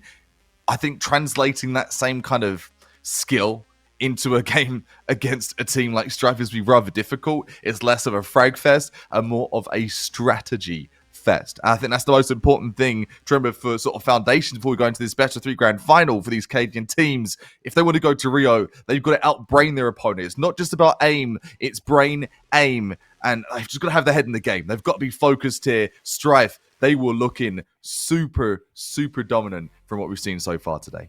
Yeah, exactly. And I mean, just a very quick little bit of a recap. Again, these are the teams that are fighting. The team that does win this will be representing Canada. Then they get to go into Rio, which they're going to be doing that in August. Then they get to play against a bunch of different teams across the world. And then they're fighting for slots to get themselves the IESF World Championships, which will be later at Riyadh in Saudi Arabia, which is in November later this year, which is a very exciting opportunity. Like we said, the fact that you even get to represent Canada and get to go to Brazil, just such an amazing experience. So things have changed a little bit, but let's go right into the vetoes here, Kappa, because I think this is going to be really interesting. We saw Strife. They played Inferno earlier. Looked pretty easy for them, but it's actually going to be a little bit different. I don't know if you've been able to see what we've been whispered here with production, but I'll give you the first one. Hit me Dust with it. 2 is going to be the first map. Hey, I do see Dust 2. And I'm overjoyed to see the OG map of Dust 2. Strife starting on CT. Moving on, you got Nuke for the next map pick, and map 3 is going to be Inferno if we do get there for this BO3. But Dust 2, oh yeah, I can't wait, man. I'm super, super gassed for this. It's obviously changed with how things are for that mid drop. It isn't just blasting through mid doors like your OG CS, slight changes and aesthetic and physical changes in the server. But regardless of that, it is similar to Mirage. It's a frag fest, baby. It's less strategy, more aim, and I think it's going to be a good way to crack open the best of 3 and to really break the ice. Yeah, definitely. And I mean, the thing that's really interesting too is Team Valorant. I mean, they went for the first ban being Mirage. Strife went for the ban of Ancient, and that actually makes a lot of sense because they probably watched their game and they're like, you know what? They didn't look half bad on it. Let's just remove that because we don't want to play it. And the fact that Valorant, kind of come, with a little bit of a left hook, and they're like, let's try Dust 2, guys. Like it's recently back. We haven't been able to see it yet. Let's see how well you can put yourselves in this kind of a map. It is a bit more pug friendly. It typically was anyways. It's kind of like Mirage. It's a bit more forgiving that way, but it's been a minute, man. We have not seen this map in CS2. It's been a very long time for it in CSGO. So I'm excited to see this. It's my first time that we'll be on the desk covering this map, but I think Valorant desperately need this map because if they don't find it, Nuke is a very difficult map and you have to be extremely coordinated, but I can't take anything away because on Ancient, they definitely looked like they had a pretty good system on their T side, but they did. That CT gets to be a little bit dicey if you don't have your system in place. Super orchestrated executions over an Ancient, and that takes so much practice. Like, if you played Ancient just the once, you will know that it's overwhelming how many different angles there are to cover. They did well, though. They did very well. Nuke most certainly shares that similarities. There's so many angles that you need to smoke off, flash off, cover, crossfire, trade. It just becomes too much. But for Dust 2, start things simple on that basic level, and I'm really glad to hear you mention, Dust 2's been out on the circulation for such a long time. It's been gone. And I was writing a note to Garben to say, dude, this is not on. I'm not happy with you removing an OG map like this. And my prayers have been answered. Here it is. And it's one of those maps where it's bright. The vibrance just dials you in. You're awake. You're being blasted by that sunlight on the dusty sands of Dust 2. You just can't go wrong with Dust 2, man. There's so many haters of Dust 2. I know. Propio Lake, shut up, Cuppa. I don't want to hear it, but tough luck. Dust 2 is what we start in this best of 3 for the grand final.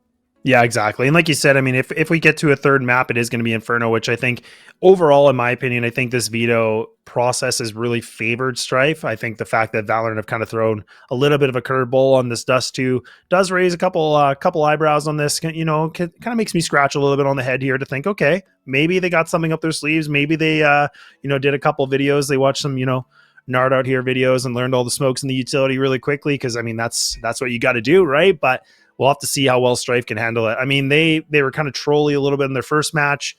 They know they had, a pretty good chance in this one, but now this is where we have to see them be really serious just to getting themselves in a position to represent Team Canada. Oh, I think I lost him. All right, well, you're going to get to see me for a few more minutes in his just frozen face. And either way, in case you were missing this before, just want to talk a little bit about the situation of like how this will work out is back in last year. I mean, this was where Canada and US had to essentially fight each other. And now actually it's an opportunity where the teams would go to Rio and then they could also put themselves in a position where they actually can go to, contention here with a bunch of all these other teams from across the world in a different bit of a format. But you know what? We are going to wait for these teams to get ready to go. It seems like even some of the members from the other team are just kind of getting themselves ready to go. So we will take that very short break, but when we come back, we'll be ready to go on Dust 2.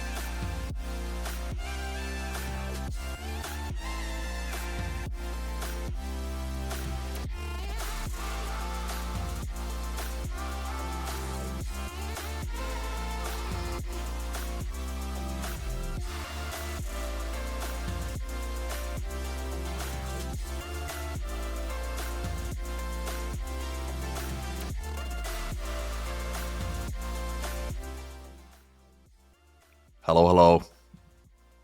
Welcome back. It's, crashes happen, and my computer definitely gave a crash, though, so forgive me. Back in business, and we're back for the grand final. As let's recap. What's going to be map number 1? Well, yeah, I think everybody caught most of it, but yeah, again, the map pool is going to be Dust 2 to start things off. Going into Nuke is the second, and if we get to a third, it will be Inferno. So I think the focus will be Dust 2 for this one, and just so everybody knows too, the knife round isn't going to be really much here. It's actually the teams do get their side, so Strife will be starting on the CT side, which I think, again, is a little bit hard for me to give a little bit of analysis on, just because, again, it has been a hot minute since we've seen Dust 2, but you know what? Let's get it going, man. I'm excited. Dust 2, man, you never forget your Dust 2. Every CS player, if you'd like to admit it or not, you've spent more time in Dust 2 than any other map combined. So maybe it's just me. Maybe it's the story of my abysmal CS career. Listen, I won a Face It tournament in a C League, okay? That's all I'm going to say. Mid's the push, Cat's the push. They're up already. They're by steps. Yeah, so this is a bit of a gamble. Strife actually went for the long A control, just leaving, Gabby by themselves. Flash is coming in. This is going to buy some good time. Players have made it across. Gabby needs to find a shot. Maybe. Yeah, okay, that's going to be one, but it's only one. CTs with the long-range pistol. This is a really good situation for them. Bit of a cluster coming in. Oh, my goodness, Joels. That's huge. And just get it done like that, a blink of an eye, and the round is already done. All you had was all the silencers, those USPs just going huge. Got their one over out will be Gabby and the trade outs. The long range duels happening too. USP goes huge. The false buy comes in, and the 4 Prey rifle and a couple of Deegs over on the side of Valorant. Straff coming in super hot and heavy that first round already. Catwalk is going to be a short walk for Fear itself. Fear by name and nature. Yeah, they're just playing aggressive. They're just being very aggro. They're just trying to demonstrate their firepower. This is a really good intimidation strat, right? I mean, they're just getting really aggressive, getting in their faces, not letting them be comfortable. Yes, I know there wasn't a ton of investment into this, but I do like the pacing we're seeing now. We're seeing that, Strife, they're not messing around. No, mate. They got MP9s. So they're just going to get, cash grab here, and I'm all for it right now, Kappa. Saying you want to play Counter-Strike? Well, tough luck. We're going to bring the fight to you. You're not even going to get to shoot your gun. That's what's happened so far. Valorant do have the guns now. AKs. B looking to be the site of the round. Being shut down with so much utility, though. That incendiary keeps them at bay. That flash. They surely heard intimidation tactics at its finest, and Yuz had such a good position here. Oh, the frag's going to be just as good, though, I wonder. Gets the one, gets traded out. There's 2 coming in for Valorant. Yeah, this is still a bonus, though. And okay, Tensky comes in wide. Another smoke going to be used. Molly going to get thrown as well, but I don't think it's going to cause too much of a problem here. A deep HE. 8. Yeah, that's not bad. It's going to do some damage. Kits available for the CTs now. They actually made their way across the smoke, but Diecast finally wakes up a little bit, falling asleep behind the wheel. Now just leaving it down. Melio to figure something out here. Now this is the moment with the MP9. Does have the molly still. Might be able to just, contain these players. And will get eradicated in Valorant. They're going to get themselves this round. They've only lost 2, but again, let's not forget, that was a bonus round coming in from Strife. And they got theirs, right? They got a couple of picks. You will go with 2 picks on a bonus. That's a win. That's a win when it comes to the strategy bin. You look at it like, okay, we got a couple. We didn't have weapons to compare and to compete with the damage they were putting down on the server. Now they do. One FAMAS, the compromise. Low utility as well. But the firepower, my goodness, they definitely have it. The nade stack comes through. Great 2-piece. Fantastic 2-piece to hold B. Saying that, though, even better firepower coming in from Valorant, coming in from Fear itself. Yeah, that was a massive pick. I mean, that was a bit of a drive-by. That was so sick. And, I mean, the situation now being a 3-3, and I believe the Lurk's coming in from Cloud, too. Kind of just watching that lower B. Was debating to see if they were going to go for the push, but CTs are now lining up. Strife, they got a little bit of utility they can use. They got a molly with double flashes, but they got to get going. They're going to be able to clear car off. Claws is going to be done too. Flash is coming in. They're going to go through this smoke. Tenski's in a great position, but has to win this fight. That's going to be a good kickstart. Fear itself now. Shaking the boots, maybe, but that's going to be one. Needs to get more. Not going to be enough. And I don't think they're going to have time. They don't have time at all. They're Valorant. They're going to get it done. That was a great tuck. You've got to give a massive pat on the back for Fear itself. That's their best play of the tournament so far. And I say that. They were just tucked and patient. They didn't need to force the issue. They just waited for them to outplay themselves, really. Great frags for the entries as well. Fear itself, just, I want to say, the crutch of that round. No doubt. I mean, puts up a triple kill and getting the openers, getting the clutch. Yeah, that's an MVP if I've ever seen one for a round. Nice little cat boost coming in from Strife. Late plays, they got it all going. There's that smoke over at Cats. Blocks the vision of Strife. They know that Strife like to get aggro, but I talked about double boost, and here we go. Yeah, this is sick. Oh, I love this. Love a good pyramid. Not going to get anything off of it, though. Didn't even get any info, unfortunately. Just passive, patient, docile plays here from Valorant. They don't want to give anything away for free. They don't want to go for any lurks either. That's stacked towards long doors. Look at the conga line there. Long's open too. They're giving them long for free just because of the lack of weaponry. AK and A1S at their disposal here for Strife. Molly for Cart. Love this util use. Yeah, they blended the Molly though. Second one doesn't. Redo it. Yeah, the second one works. It's fine. If you fell, well, just try again. Power position right now. Holding this nose. There's players there with that double, triple molly coming for Car. It's a firing range. And the heads, the melons just being popped by Strife. Easy peasy lemon squeezy, they said. Another round for Strife. Yeah, that's pretty convincing too. I love that play because, again, even though they don't see anything in mid, they can kind of, they knew that they were giving up long A control. So the idea is like, hey, look, they're either going to be committed to long or they're committed to B. So you kind of, obviously make it right down the middle. A bit more of a leniency, just banking that is probably going to be A, especially when that utility started flying through. But now we're going to see the Tech 9's going to be commenced. This is going to be a full B rush potentially. Yep. Ooh, that Molly might kibosh the plan. No, they're going to do it. They're going to still send it. They're going to try everything they can. Gabby, can you be able to find anything? No, the Tech 9's prevail. They find themselves the openers, and that's a freebie site again. That is a CS classic right there. What's that? It's the Tech 9. They're running in. The op acquired. Trunks says, go on, then I'll take that. Oh, boy, a little bit over peaky. The flank coming in. Over from B tunnels as well. Unresponsive, but these players are bananas. Down to a one-on-one. The op's going to come through. Strong from Cloud Zeno.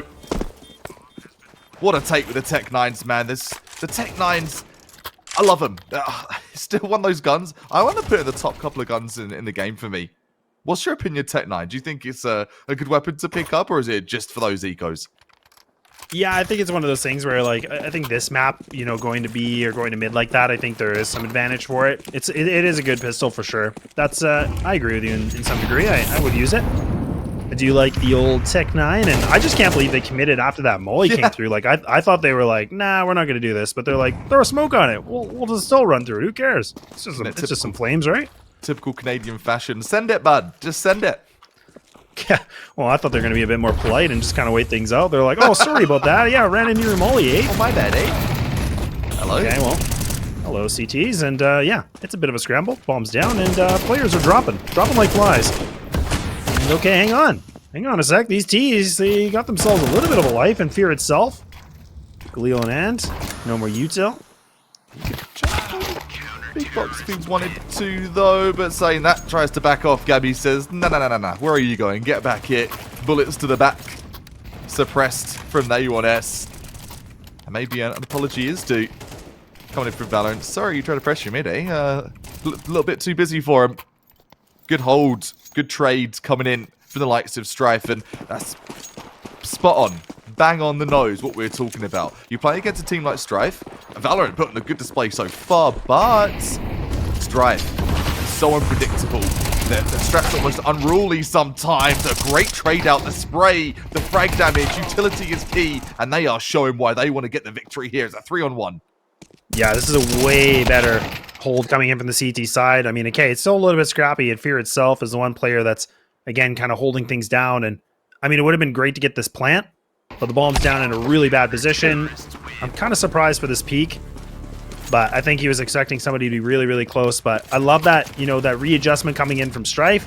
The fact that they just kind of switched things up a little bit in B. That was kind of their crux, right? I mean, that was the weak point for them in the beginning here, but they finally are starting to figure things out a little bit differently. And they're going to get themselves a decent lead. But again, man, Valorant just running through these mollies, like, they do not care. They don't exist, apparently. What mollies? Yeah, what mollies? What are you talking about? There's no mollies. Oh, Strife. I think Strife, interestingly enough, have called the tack. So they're going to take a little bit of time here and get themselves more composed. And yeah, I'm actually not against this, despite them having a 2-round lead. You know, 2 rounds could be deceptive. I think any competitive 5v5 shooter. And right now, 2 rounds, it could very easily be less. It could very easily be that sort of that 4-3 right now, that 4-4. There's differences in the sense that Strife are winning the rounds, but Valorant are making every single opportunity competitive.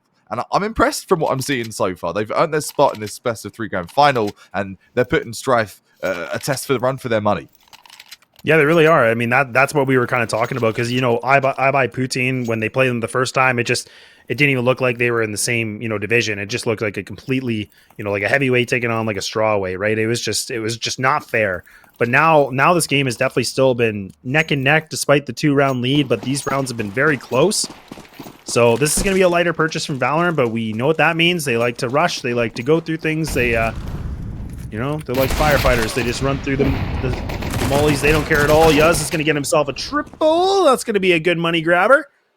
An MP9 grabbed here for the T side, but honestly, on a map like this, it's not going to really much have effect unless they can find something up catwalk. But even AGN, he's got a Glock, decent position, but yeah, he's gone, man. Full face of lead. This one's going to be over. Stripe should have this one with a 6. There you go. Yeah, the previous game, like the lower bracket final, perhaps like a Mike Tyson, Jake Paul, and this one more so the Mike Tyson taking on Muhammad Ali, really to elite teams. And I think, straight facts, I by Poutine, sure, they did take a map against Valorant earlier on in this tournament, but I think that was just unfortunate really for AGN. Competitive it was, but you're looking at AGN and Valorant, this is the kind of team they are, and they're really proving that as we're seeing things. But talking of that, AGN, not a bad game so far. If AGN can get dulled in, I think that might be the difference maker for the likelihood of Valorant taking map number 1, and we need to see him come online very shortly. In the meantime, though, even playing field here. Fear itself started to step up to the challenge. Cloud, Xeno 2, but right now, it's all on Melio's hands. Down the kaleidoscope off the... I'm going to get the wall bang. This Dust 2 classic.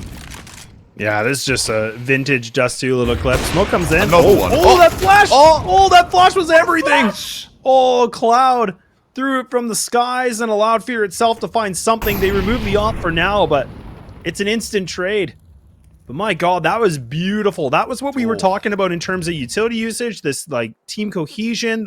These are the impressive things from Valorant that have been so good to see. And now Joel's gets a little bit sloppy on the peak, but the trades are coming back and forth. But again, it's all down to a 2v2. These rounds have just been so neck and neck. They have, man. It's anything but scrappy.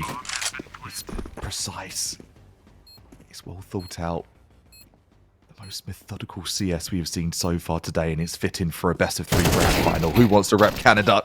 It's going to be down to the 2-on-1, down and out. Gabby takes 2 through the smoke headshot. Takes another frag and all. Strife starting to jog away with this one. I'm not going to say run, because it most certainly is not a run. It's a light jog, starting to accelerate, and there's a moment here I would expect perhaps to see a tactical timeout from Valorant too, just to kind of regather themselves. I say expect, I would like to see it. Maybe they've got other plans in store. Could be. Yeah, it doesn't look like it's going to be a timeout. It looks like they are still going to commit to this. Yeah, they're not going to do it. Momentum. Like, Strife really seem to be feeding off this momentum. Well, and I'm a little bit surprised too, because again, like even for the T side, I mean, you're talking about double smokes and a flash. Like this is very limited utility. So in this map especially, like You need utility. Like, I mean, obviously, that's an obvious statement for all maps, but like, if you're going to be going, okay, that flash didn't work, but it still doesn't matter. Kind of did. That fight should have never happened for Yuz. He should have never found that, but they get the information of the bomb there too. So many questions, man. I think some micro errors starting to occur. Hey, why is the bomb the first contact there? That's just not it. That is just not what we need to see from Valorant. I'm not trying to be on a hate train. I've been all behind Valorant's progress so far today, but that is just not going to cut the mustard against a team like Strife. Tensky takes those. Fear itself. Struck down with Fear. Down to a 4-on-3. How could Valorant steer back in the right direction here? Yeah, they're down. I mean, this is a situation where they're down the numbers a little bit here, just by 1, but Tensky in a great position. This is a power position right now. A4 like this, you can play behind the box. I was expecting to see a little bit more. Truck's trying everything. Tap away. Yes, indeed. It's going to be a second kill. Looking for a little bit. Running out of bullets in the chamber, though. 2 HP. Yeah, that's going to be a touchdown. And Gabby will get it done. 8-3. And we're going into the last rounds of the first half, and Strife have found a way to get themselves on some strides. Man, Strife striking down. Just backhanded Valorant, saying this is our title. We took it last year for good reason, and we're looking to take it again in convincing fashion. Dust 2, one OG way to start things as well. Something about Dust 2, man. It gets me so fired up more than any other map in esports entirely. Melio gets one. Trying to even things out. It's going to be AGN. AGN starting to get online here. AGN with 2. This is that vigor. This is that fire that we need to see from AGN. Yeah, something finally comes a little bit more alive here, but look at Melio already pushed in T-spawn. Like, they're pinched right now. So, I mean, again, the CTs could be going around to the A site, but they have the bomb control. This is the worst thing for the Ts right now. And they're banking on it. So now the Ts have to re-aggress in the worst spot ever. So now they're going to have to go through long. Now they have to go through mid. This is not the situation you know how to be in the last round of the first half. Oh, this is one to give you a bellyache. They've got the crossfire set up. That smoke could be really important. It could be really useful. Saying that the spans come through, and obviously with that new CS2 mechanic, yeah, you can span through the smoke. You can see the holes in the smoke. So if your tracers, the players being taken out too, are going to be in that 2 versus 2 position though. That smoke link is a little bit too late, Melio. Oh, Melio, you beast! That's big. That's really big, but Trux is going to be able to get something done now down to the 1v1, and that's going to be a beautiful way to get themselves a 4th round, and it's going to be a Strife half, but my goodness, they take it with a little bit more with some effort.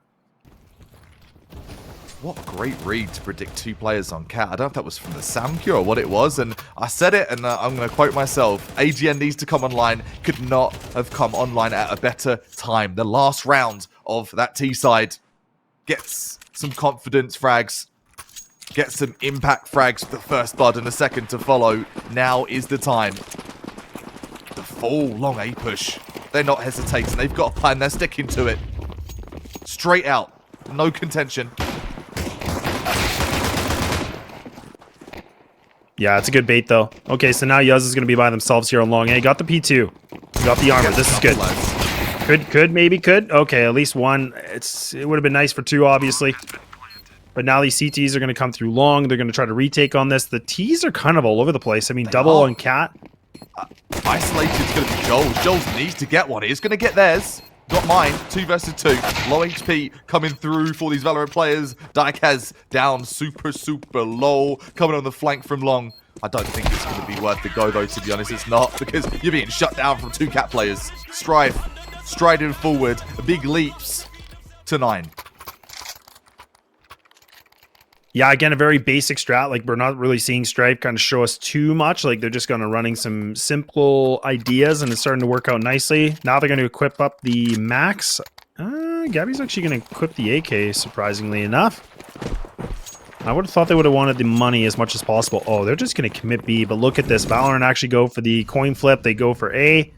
It's the wrong read, unfortunately. Again, it's a 50-50 coin toss, and Strife get themselves in this post plant.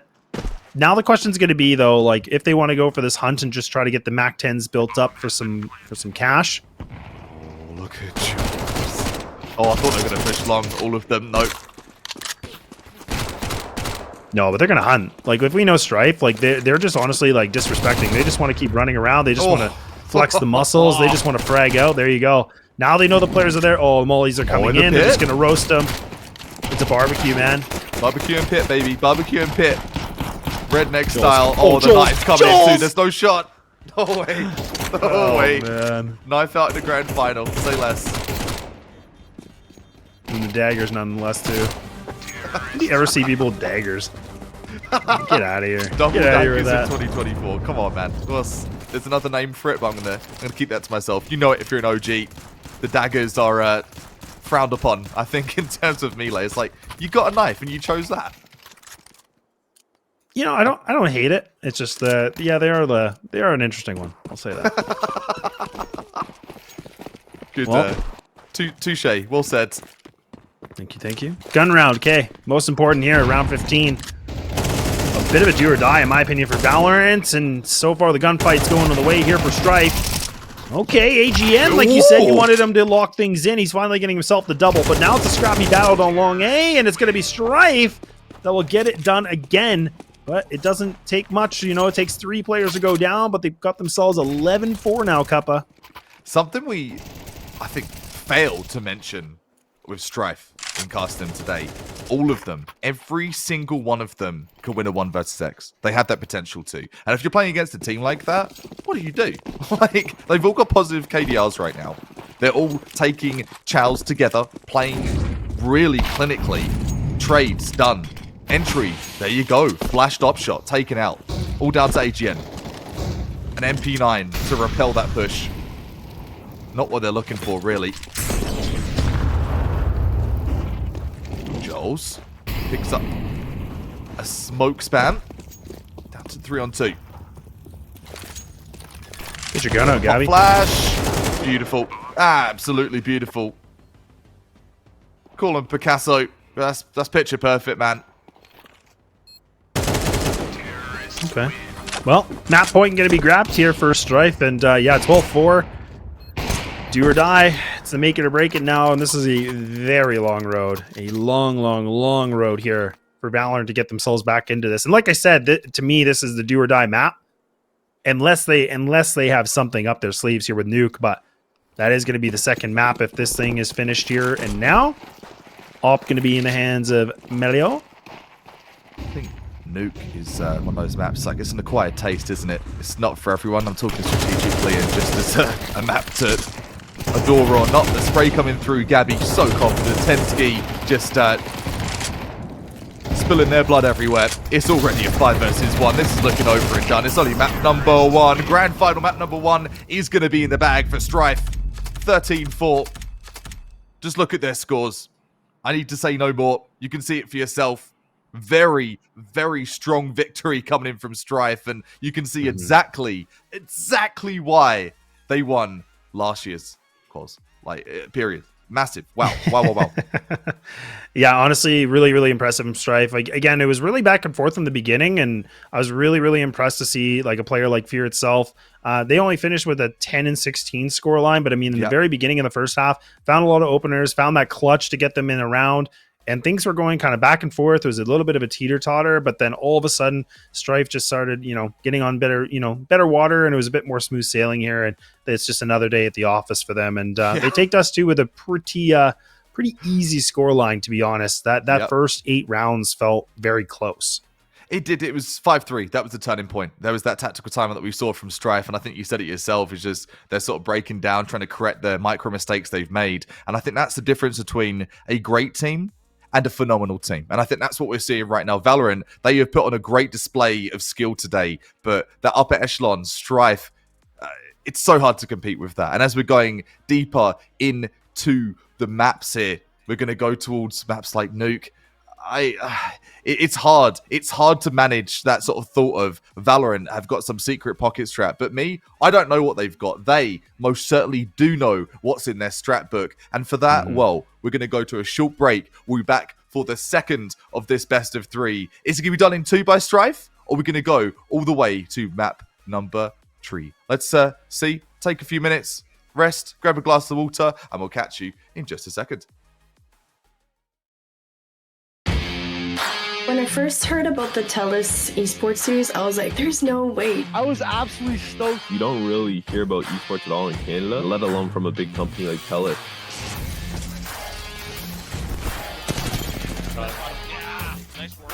Canada does have a scene, and we do have people who are thriving towards getting us into that bigger picture. 2 versus 1, and it should be their game. The Bronze Bonobos from second, now finally find first. Simply put, the TELUS Esports series is esports for everyone. It's our take at what we think the esports industry should look like and where we think it should go. It's way more fun to compete for something when there's something on the line. And the TELUS Esports series gives players of all skill levels opportunities to experience that. We really want to make the gaming experience more fun for everyone, and we want to help the gaming industry evolve and grow the way that it should. And I think the time is right for it.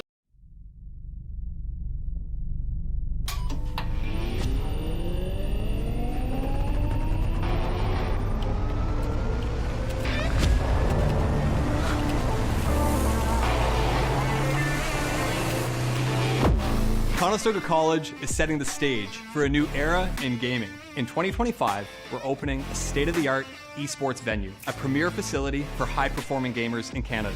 In this 10,000 square foot facility, we're putting you in the center of the action. The facility will have 50 top-tier PC stations, 5 console stations, immersive VR stations, a team operations room, a full production suite, and a premier competition stage.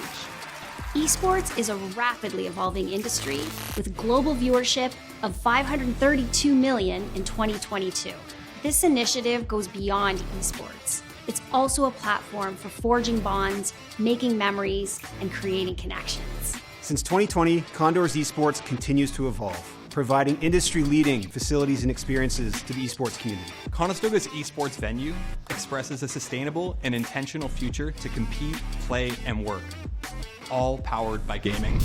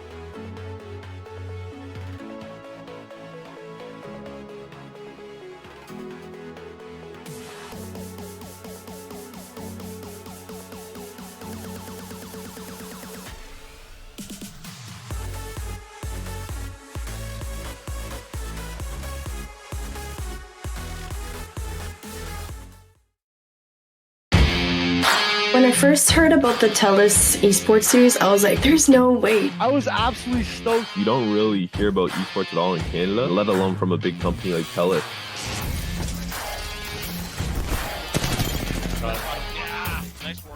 Canada does have a scene, and we do have people who are thriving towards getting us into that bigger picture. 2 versus 1, and it should be their game. The Bronze Bonobos from second, now finally find first. Simply put, the TELUS Esports series is esports for everyone. It's our take at what we think the esports industry should look like and where we think it should go. It's way more fun to compete for something when there's something on the line. And the TELUS Esports series gives players of all skill levels opportunities to experience that. We really want to make the gaming experience more fun for everyone, and we want to help the gaming industry evolve and grow the way that it should. And I think the time is right for it. Come take a seat, because we've got plenty to show you right in front of you here. It is going to be the IESF Canadian qualifier here for CS2. It is the grand final. We are in the best of 3 series here, the finals of the day. And, well, one map been and gone. Dust 2, it was an absolute, it was a stomp. We've got to say it is no disrespect at all. Valorant being taken out by Strife, a well-known team in the CS scene, and they're showing exactly why they are the dream team and the one to watch, and also a team that's returned from last year, having much success here in IESF. Right now, though, we are, I believe, heading over to Nuke, if I'm not mistaken, for map number 2. What we expecting to see from Nuke? It's one of those maps, lads.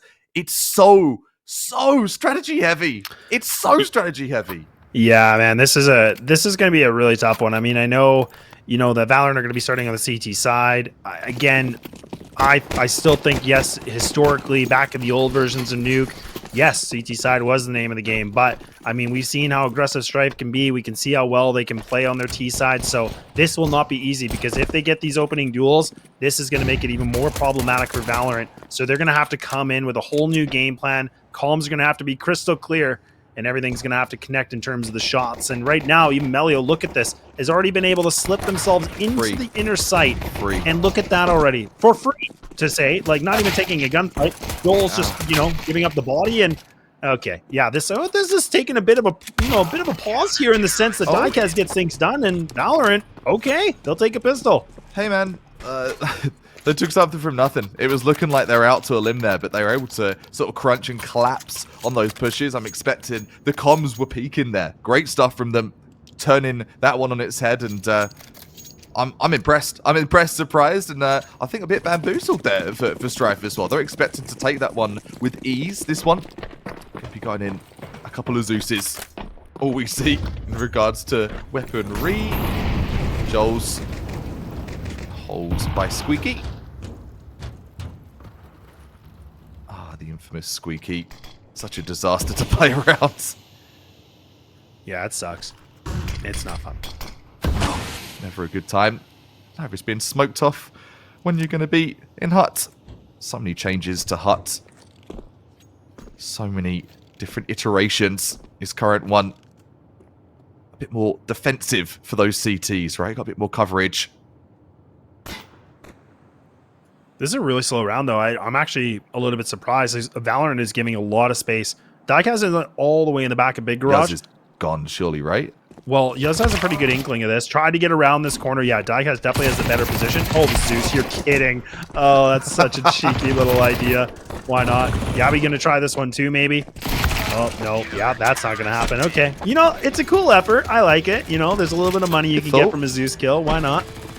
But either way, nicely done coming in from Valorant. Again, just taking a very slow approach on this, giving a lot more respect, but also just playing better angles and having better crossfires. I do like this, but now this is the test. We're going to have guns out, Galils and AKs, and this is going to be interesting to see what Stripe want to go for. I mean, the obvious would be a smoke wall outside, just kind of playing and toying with the idea of, crossing into secret, but at the same time, it wouldn't surprise me if they want to get aggressive here. Surprised me at all. Yuz taking the early pick. Remove Trunks. Trunks had a really good day of frags today. Been very consistent. That's a huge frag to take. Yuz take 2. Blackhead's gone on. Oh, Joel's picked up a 3rd. Dominant on their first bite. It's always telling, isn't it? When you convert from, we got these guys, to, oh boy, the firepower just looks overwhelmingly precise from Strife. Yep. There you go. Gabby picks up theirs, and one lonely Ranger on this bonus. AGN for my bonus. So, bonus or not, 5 players survive, 5 alive, and they're feeling good. They're feeling a real good, Strife.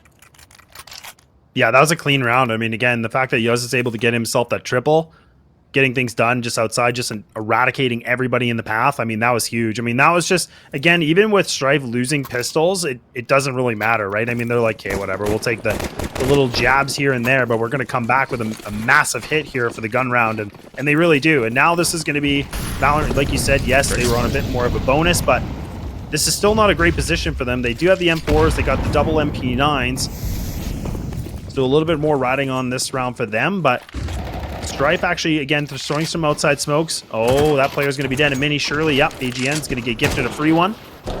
This is an interesting play from Strife, though, Cuppa. This is very unorthodox. Yeah, I'm not behind it, to be honest. I think the frag speaks themselves, don't they? Valorant look a lot more confident, and I think that's caught Strife off guard. They weren't prepared. They weren't prepared for that early tuck over in Mini. They weren't prepared for sort of the counter-aggression as well. If this continues, Strife, just like we saw before, do like to use their tactical timeouts and just kind of think about it. Trophy room.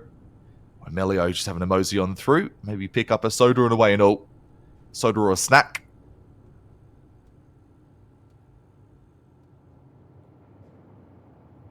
Yeah, no bomb either. Like, no. Surely not.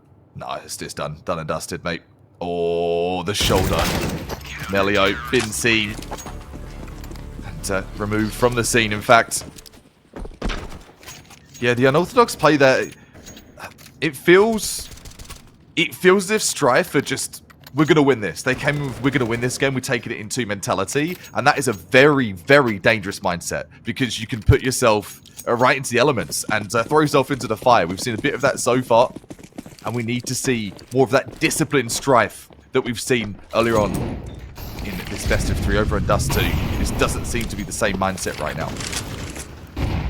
Yeah, and that's what we talked a lot about before too. Like in the very beginning of the day is like, look, Strife are definitely the bigger name team. They're the team to beat. They need to make sure they come in composed with the right idea. And like you said, I think so far it's looking like, yeah, we should be able to find this in a 2-0. We got this in the bag. That's a really, like you said, a really scary mentality to play with. Because when things start going against you, that frustration just builds up so quickly, right? It just cooks. And it doesn't matter what level you are at all. Everybody's got a threshold. Love that, man. It's very true. Complacency, isn't it? And complacency being countered right now with trades galore. The best trade we've seen all day from Valorant. That's huge. Yeah, this is really good. From Strife. And even AGN's finding himself a double in that situation too. So like coming a little bit more alive in this game. Like I think you were talking a lot about AGN just being a bit absent so far. So finally getting a bit more of a kickstart.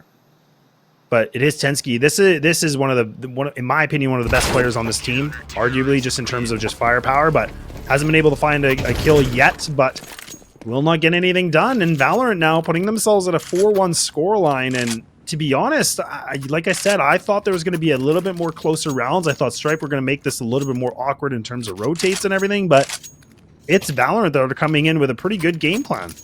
Yeah, I'm stunned right now. I'm actually trying to find the analysis and the words to summarize what the heck's going on. Tech9s for Strife. No tactical timeout being utilized just yet, but if this round is to not yield anything at all, I'm surprised to see it the next couple. That nade taking a little bit of chip damage. Around about 60 HP removed collectively. AGN, good for one. AK acquired. Yeah, not bad. I mean, it could have been better, but again, that's good information because now they're like, okay, look, they're playing around hell.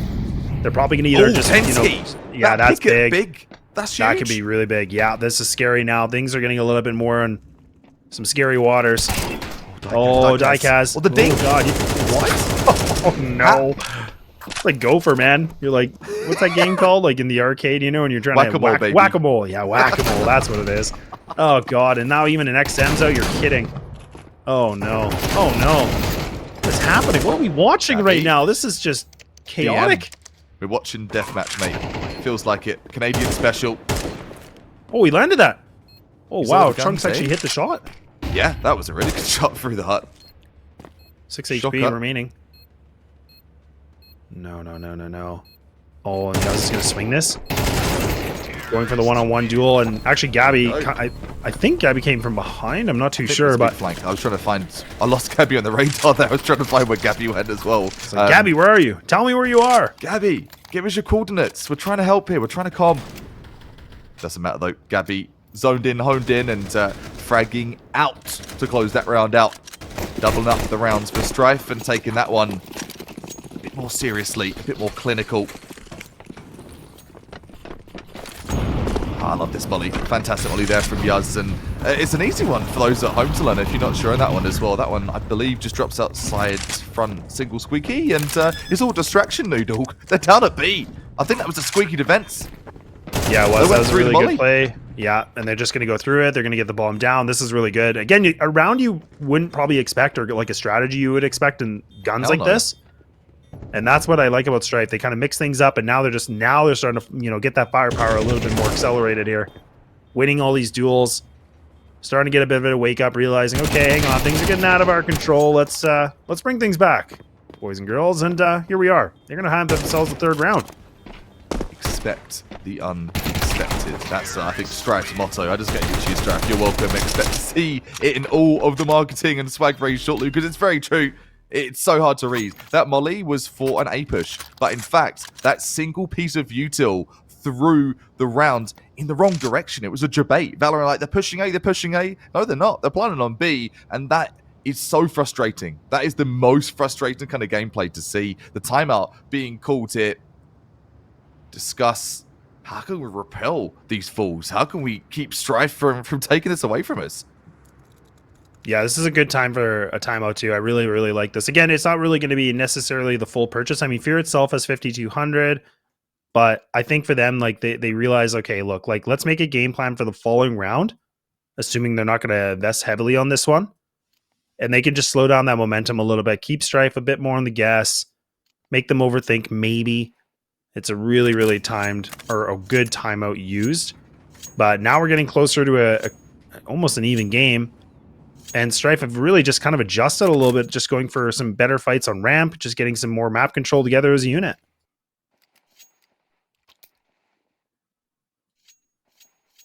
And that's it, isn't it? This map, I said about strategy heavy, it's also teamwork heavy. Like I think that's sort of summarized within the utility as well. You've got to have that perfect util. You've got to have that perfect transition between your frags as well. Otherwise, like the fallout of a lost trade on Nuke, I think it needs to be emphasized tenfold, right? You've got to be there for that trade. Otherwise, you're just going to be embarrassed for the rest of the round. Looks like we have a boost here.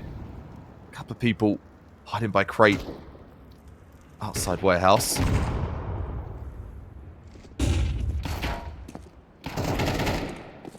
Oh, and they're just waiting to swing too. Oh, yes, that's awkward. Yeah, those are never fun. Those are not fun fights. Okay, yeah, Joel's good. A little bit of a cleanup. Quick and easy round. Trunks, again, just looking for many consolation prizes, maybe. Oh, just being caught on the off strafe there. Trunks, not expecting the wide swing. Strife delivering a triple wide swing. Stop that one. No, you will not. Strife back in the right motion. Looking motivated. Looking to take their T rounds as needed. We were talking about this pre-stream as well. Nuke, one of those maps that it's changed so drastically within the balance. I think Valve have done a somewhat decent job in sort of turning things around, and it used to be heavily CT-sided. Now, the T's have a bit more of an opportunity, especially if you're looking at Strife coming through the drive-by with the AK. Oh, drive-by with the double A1S kill through the smoke too. What's going on? Wow, then even Gabby tries to double down on this mini control, pops open the smoke, runs through it, does get at least one kill, but now we're talking a 3-on-2. The advantage for Valorant right now. Molly going to be placed here for Heaven. Oh, I love that. That's a good Molly. Delay. Yeah, that's going to just burn the time a little bit. That's the Opera too, so that's not the best position at all. More flashes coming in. Yeah, this is good.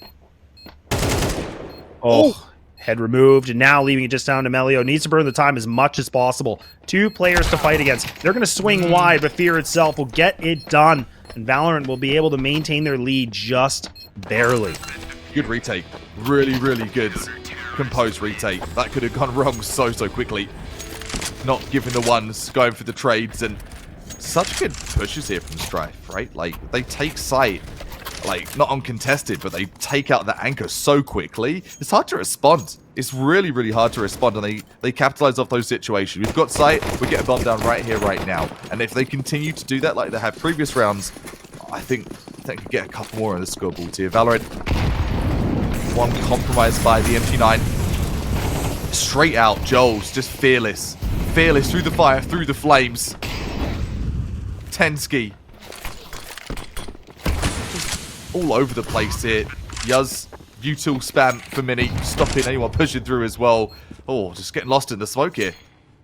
It's a save. It has to be. There's no way they're going to go for this. A 5-on-3, losing that site that quickly. You got to keep these guns. Yeah, there's zero reason to do this. And honestly, like, again, that's just a little bit of a snippet that we were talking about with Strife. Like, again, a very basic execution, but love, you know, the coordination that, you know, they knew the spawns are like, okay, you're going to pop open the door. I'm going to throw the smoke. I'm going to throw the flash behind second vent. Like, just, again, these are fine details, but that looked crisp. Like, that was perfect, right? And that's what just gained them the site control so quickly. Gabby gets taken out. It doesn't really matter, but either way, we're back to a tie game, and I'm loving this variation of strategies we're getting from Strife now. I'm in love with the fact you talked about that, because it's very true, and I think said very well from a CS analyst and casting veteran, Laz. It is about strategy, and they're not going too deep into the strat book, right? They just flick to the first page. It's like, flash me, trade me out here, set me up for this pick, I'll get that pick. They're not overthinking it. They're not doing crazy rotations. They're just playing it nice and simple, and you know what? Sometimes simple does it, and it's kicking off right now. And look at how fast Joel's is just like run across through yard into secret. He didn't even have utility. Like, he's just like, yep, I'm going to do it. Got the sneakers on. I've put them up. I've tied my laces, and I'm ready to go. I've had a stretch, and he's already got so much map control. Oh, no. And this now this play from Valorant, this is desperate. This is desperation. Now, maybe the collide. I thought it was maybe. A collide. Man, that would have been sick. But okay, that again, Strife get this round. No doubt about it. I think for, yeah, I was going to say for AGN, you might want to backtrack on that one, pal, but okay. Either way, off retrieved. Mission control Strife have now put themselves in a lead position. In the lead indeed. Oh, so close to a collat. So close. Ooh. Up in hand for the T's here. Light fires on a few. Swag 7, 2 MP9s and 2 A1Ss here for the last round of this first half. Valorant already looking dominant. It was 4-1 at one point, but soon to come back to make it 4-2, to make it 6-5 as we stand right now. Strife, minimum, have got this to a draw, but I think it's going to be a couple more. I think they're going to take this one. It's a 4 versus 4 now.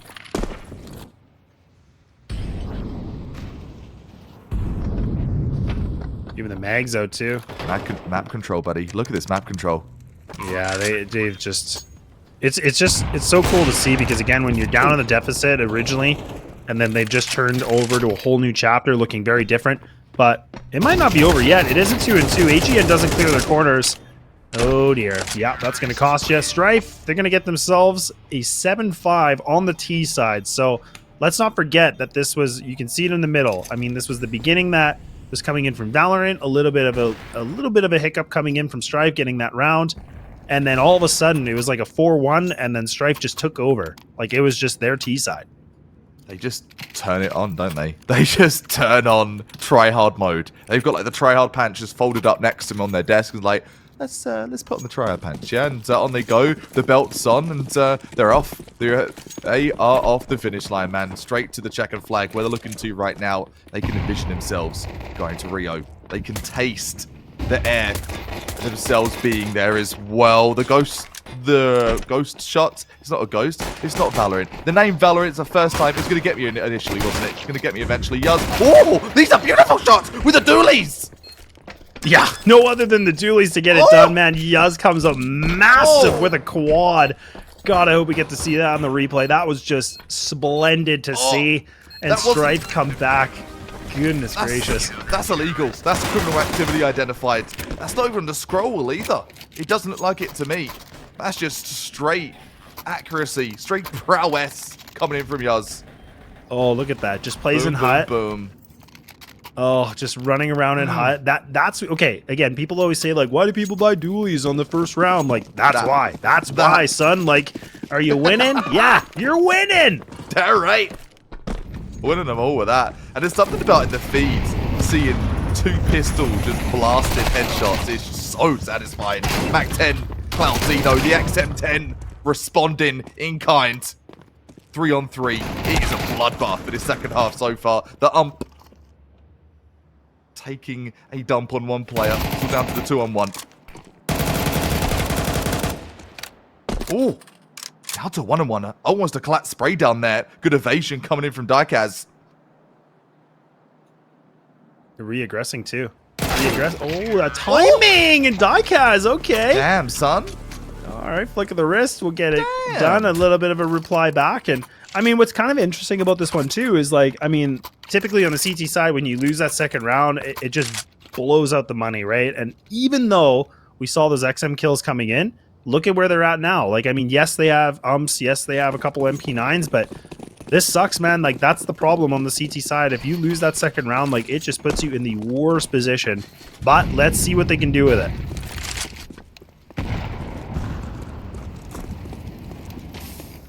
Good utility from the CT side. Step by step, shot by shot, Strife. Look at Joel's. Look at Joel's. Joel's, you need 2. 2, yes, it was 2. Bit of team damage coming through as well, down to the 3-on-3. This is just mayhem, man. And now Yuz is gonna swing and he's gonna win the long range fight with an MP9. You're kidding. Now the 5-7 comes in. What is happening? I don't even know what I'm watching anymore. Send help. The band-aids aren't working anymore, and Strike come back somehow in some way. I'm out. That is a headset throwing moment right there. Not that I've ever done that in my life, lads, but if I were, that would be the rounds. Oh boy, that's a tilter, dude. That's a straight up tilter. They had a full buy. And I'm not even playing. Like, that's just those are the rounds you just absolutely burger smash your keyboard and you just hate it. That's Valorant when you had take a rage tack timeout, perhaps even. But the full ramp push, do not delay. We're pushing today. AGN comes through. Oh, they're gonna get the double frag trade. How often do you see that? Yeah, that was so important because again, the damage came in with the deagle. That just allowed the double kill to come through. So now we're talking to 3-3. But again, let's not forget. Galil's here. No smokes. 1 utility piece on each of the 2 players, which is going to be the Molotov for Trunks and then just the HE on for Fear itself. Joel's playing a very off angle. What a shot. Deleted. What a shot. Control, delete. Yeah. Close the program. What an aid too. This is an airstrike, baby. Not doing as much damage as I thought it would, though. A bit of evasion, the movement. The molly. Doing huge damage too. To broken ankles and the jump into sight. 2-on-1. Gabby, all to do here. Such an important round. Get to double figures. Shut down the show. Close the curtains. The fate comes in. Just trying to bait out a little bit of presence. Finds one. The one tap comes through. Can Gabby grab the second? Gabby cannot. Hoi, oi, oi. And the edge of my seat right now, again, this is just so back and forth. I mean, I know there is still a 2-round lead coming in from Strife, but some of these rounds have just gotten so awkward, but either way, Valorant are keeping this very competitive, and I don't even know if Strife were kind of expecting it to be this way, but full purchase coming in. CT side of Strife, they're going to invest everything as well. The double M4s with MP9s are going to just try to do what they can before. It's been successful, so look, I'm not even going to judge this purchase. No, bro. I'm trying to go for the double boost. I don't know if they can hear this though. Might have made noise. Be able to. I think there was an Incentra and Molly just over by vendors, which might have masked that sound. But that's a very good point. That sound cue, quite an obvious sound cue if you are open ears for it. Fear itself. Holden. Steady, steady. Oh boy, that's the dig. That's a dig for MC1. Still somehow, someway, AGN just running, gunning, gangster style. What a thug. So when you win those first fights, I mean, that's where the rotates come through. Cloud, oh no, Cloud, the timing. No. Oh no. just thought they boy. thought that was a different position, so they're like, okay, I'm going to leave this, and they turn their back at the worst time in the world, and now Melio kind of sitting in an interesting position just in front of red box, but again, the 5-7 definitely can make an impact here, but has to land the first shot. Oh, that's going to do. That's No! going to be one. Why not? And even more damage coming in against Trunks. Bomb's going to go down. Oh, Gabby, you need to get this, and they will. Okay. AGN now on a 1-on-3, low HP. Not what you need, and the bomb is in the other site. This should be an easy one for Joel's. Okay. JK LOL. 1 HP. Over and out. Down to AGN to see what it's all about here. Looking, posturing towards a save. Low HP.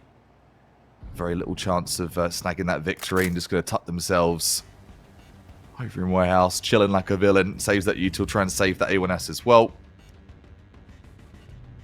My oh my. Let's talk about it right now. We've got a second. Joel's has a horseshoe up there behind, man. The plays they're making with those dualies, dude. Yes, there is a skill diff in the sense of using them, but that time, that kill right there, that is wild. That is this one too. Just a whoop, the little flick of the wrist there. Raw talent, raw aim talent being displayed here by Strife. But saying that, Valorant, they are making this so competitive. And say as it is, they're the underdogs in this game. They really are the underdogs. AGN showing up time and time again in this game. I really think this could be Valorant's game if they're able to muster up the plays we've been seeing consistently to go forwards.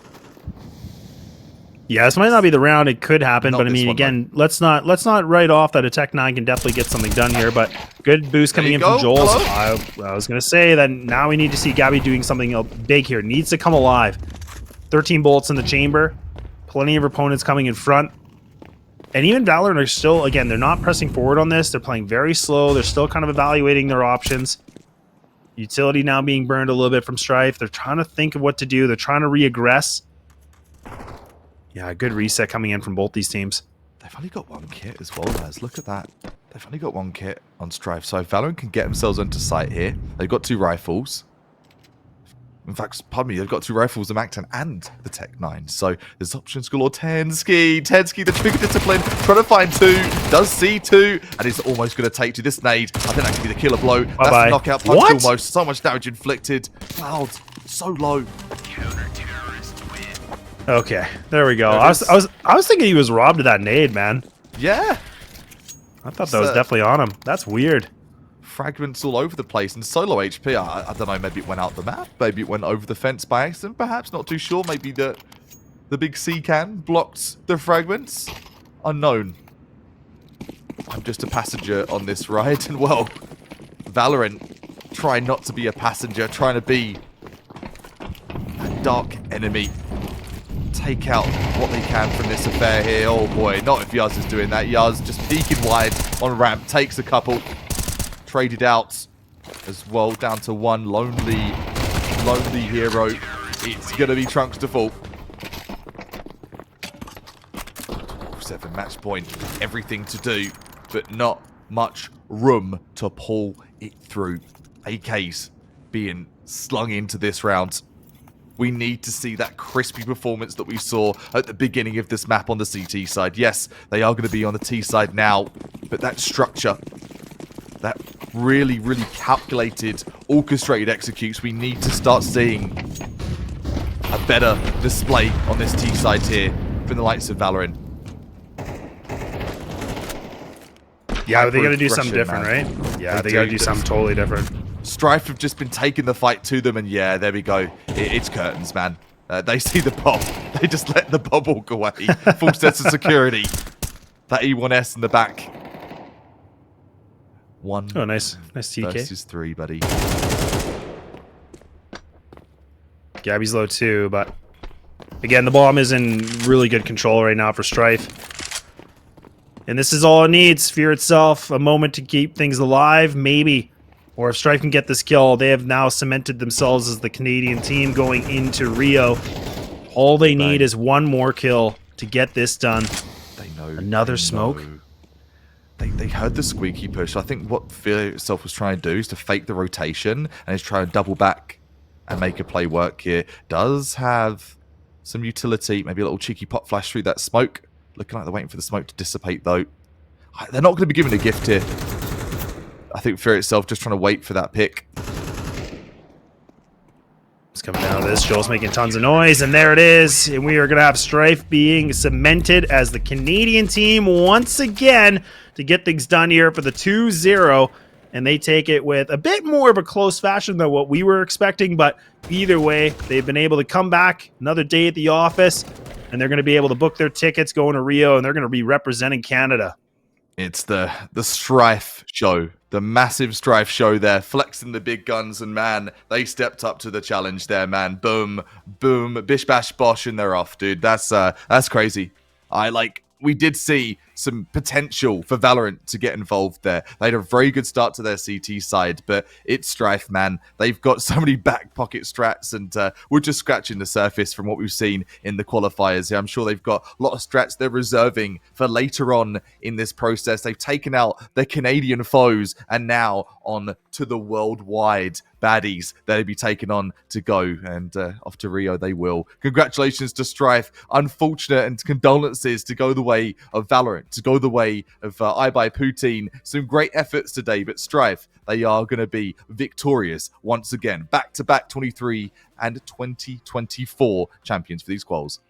Yeah, and it's going to be really cool to see. Again, like I talked about this in the very, very beginning of the day, so I'll quickly recap it again. Like the piece that's really interesting on this is, like we said, in August, they get to go to Rio. They get to play against all these different teams that are going through their own combines and qualifying as well. But the key difference is that when we had, the last year, it was, the US and Canada essentially had to fight each other to who's representing North America. But now, from what we've been told, is that's actually a little bit different. So you're going to have these two teams that are going to go into the pools, and they're going to be able to fight their respected other countries to see who's actually just going to get the slots in general. So it kind of keeps it a little bit more open, which makes this even more exciting. And there's a big opportunity where we could see a US team and a Canadian team that could be pushing into Worlds. Maybe, who knows, right? But that's what adds just a little bit more element, and I think just even more excitement for these teams and all these players to get such a fantastic opportunity.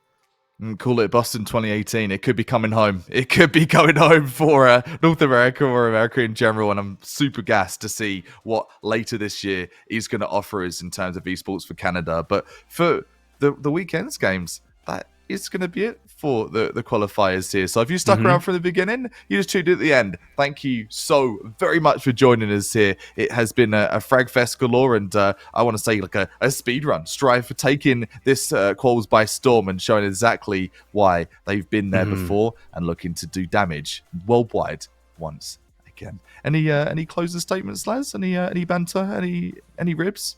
Yeah, no, I think, of course, I think you were kind of touching on this, but again, we just, of course, have to give a massive shout out for, the support and the sponsors as well. So for IESF, Condor Esports, Esport Canada, TELUS, the list goes on. Look, we talked a lot about this. We really appreciate us getting the opportunity to be here.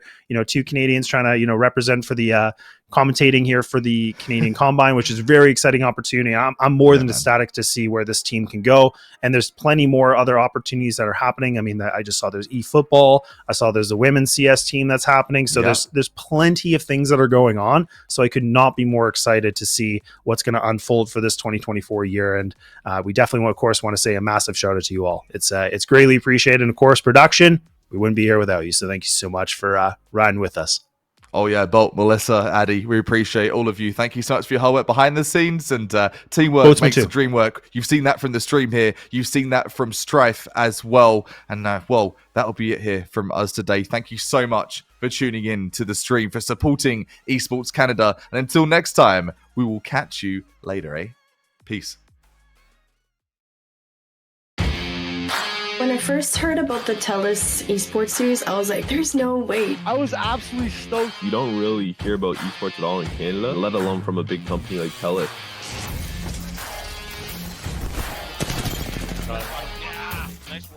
Canada does have a scene, and we do have people who are thriving towards getting us into that bigger picture. 2 versus 1, and it should be their game. The Bronze Bonobos from second, now finally find first.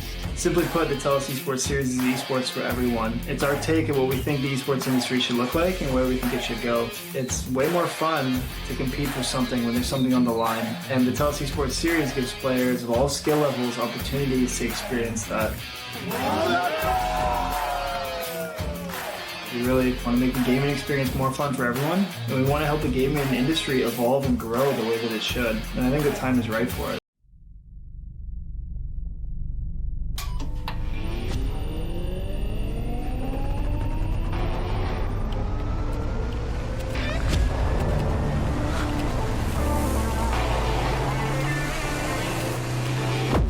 Conestoga College is setting the stage for a new era in gaming. In 2025, we're opening a state-of-the-art esports venue, a premier facility for high-performing gamers in Canada.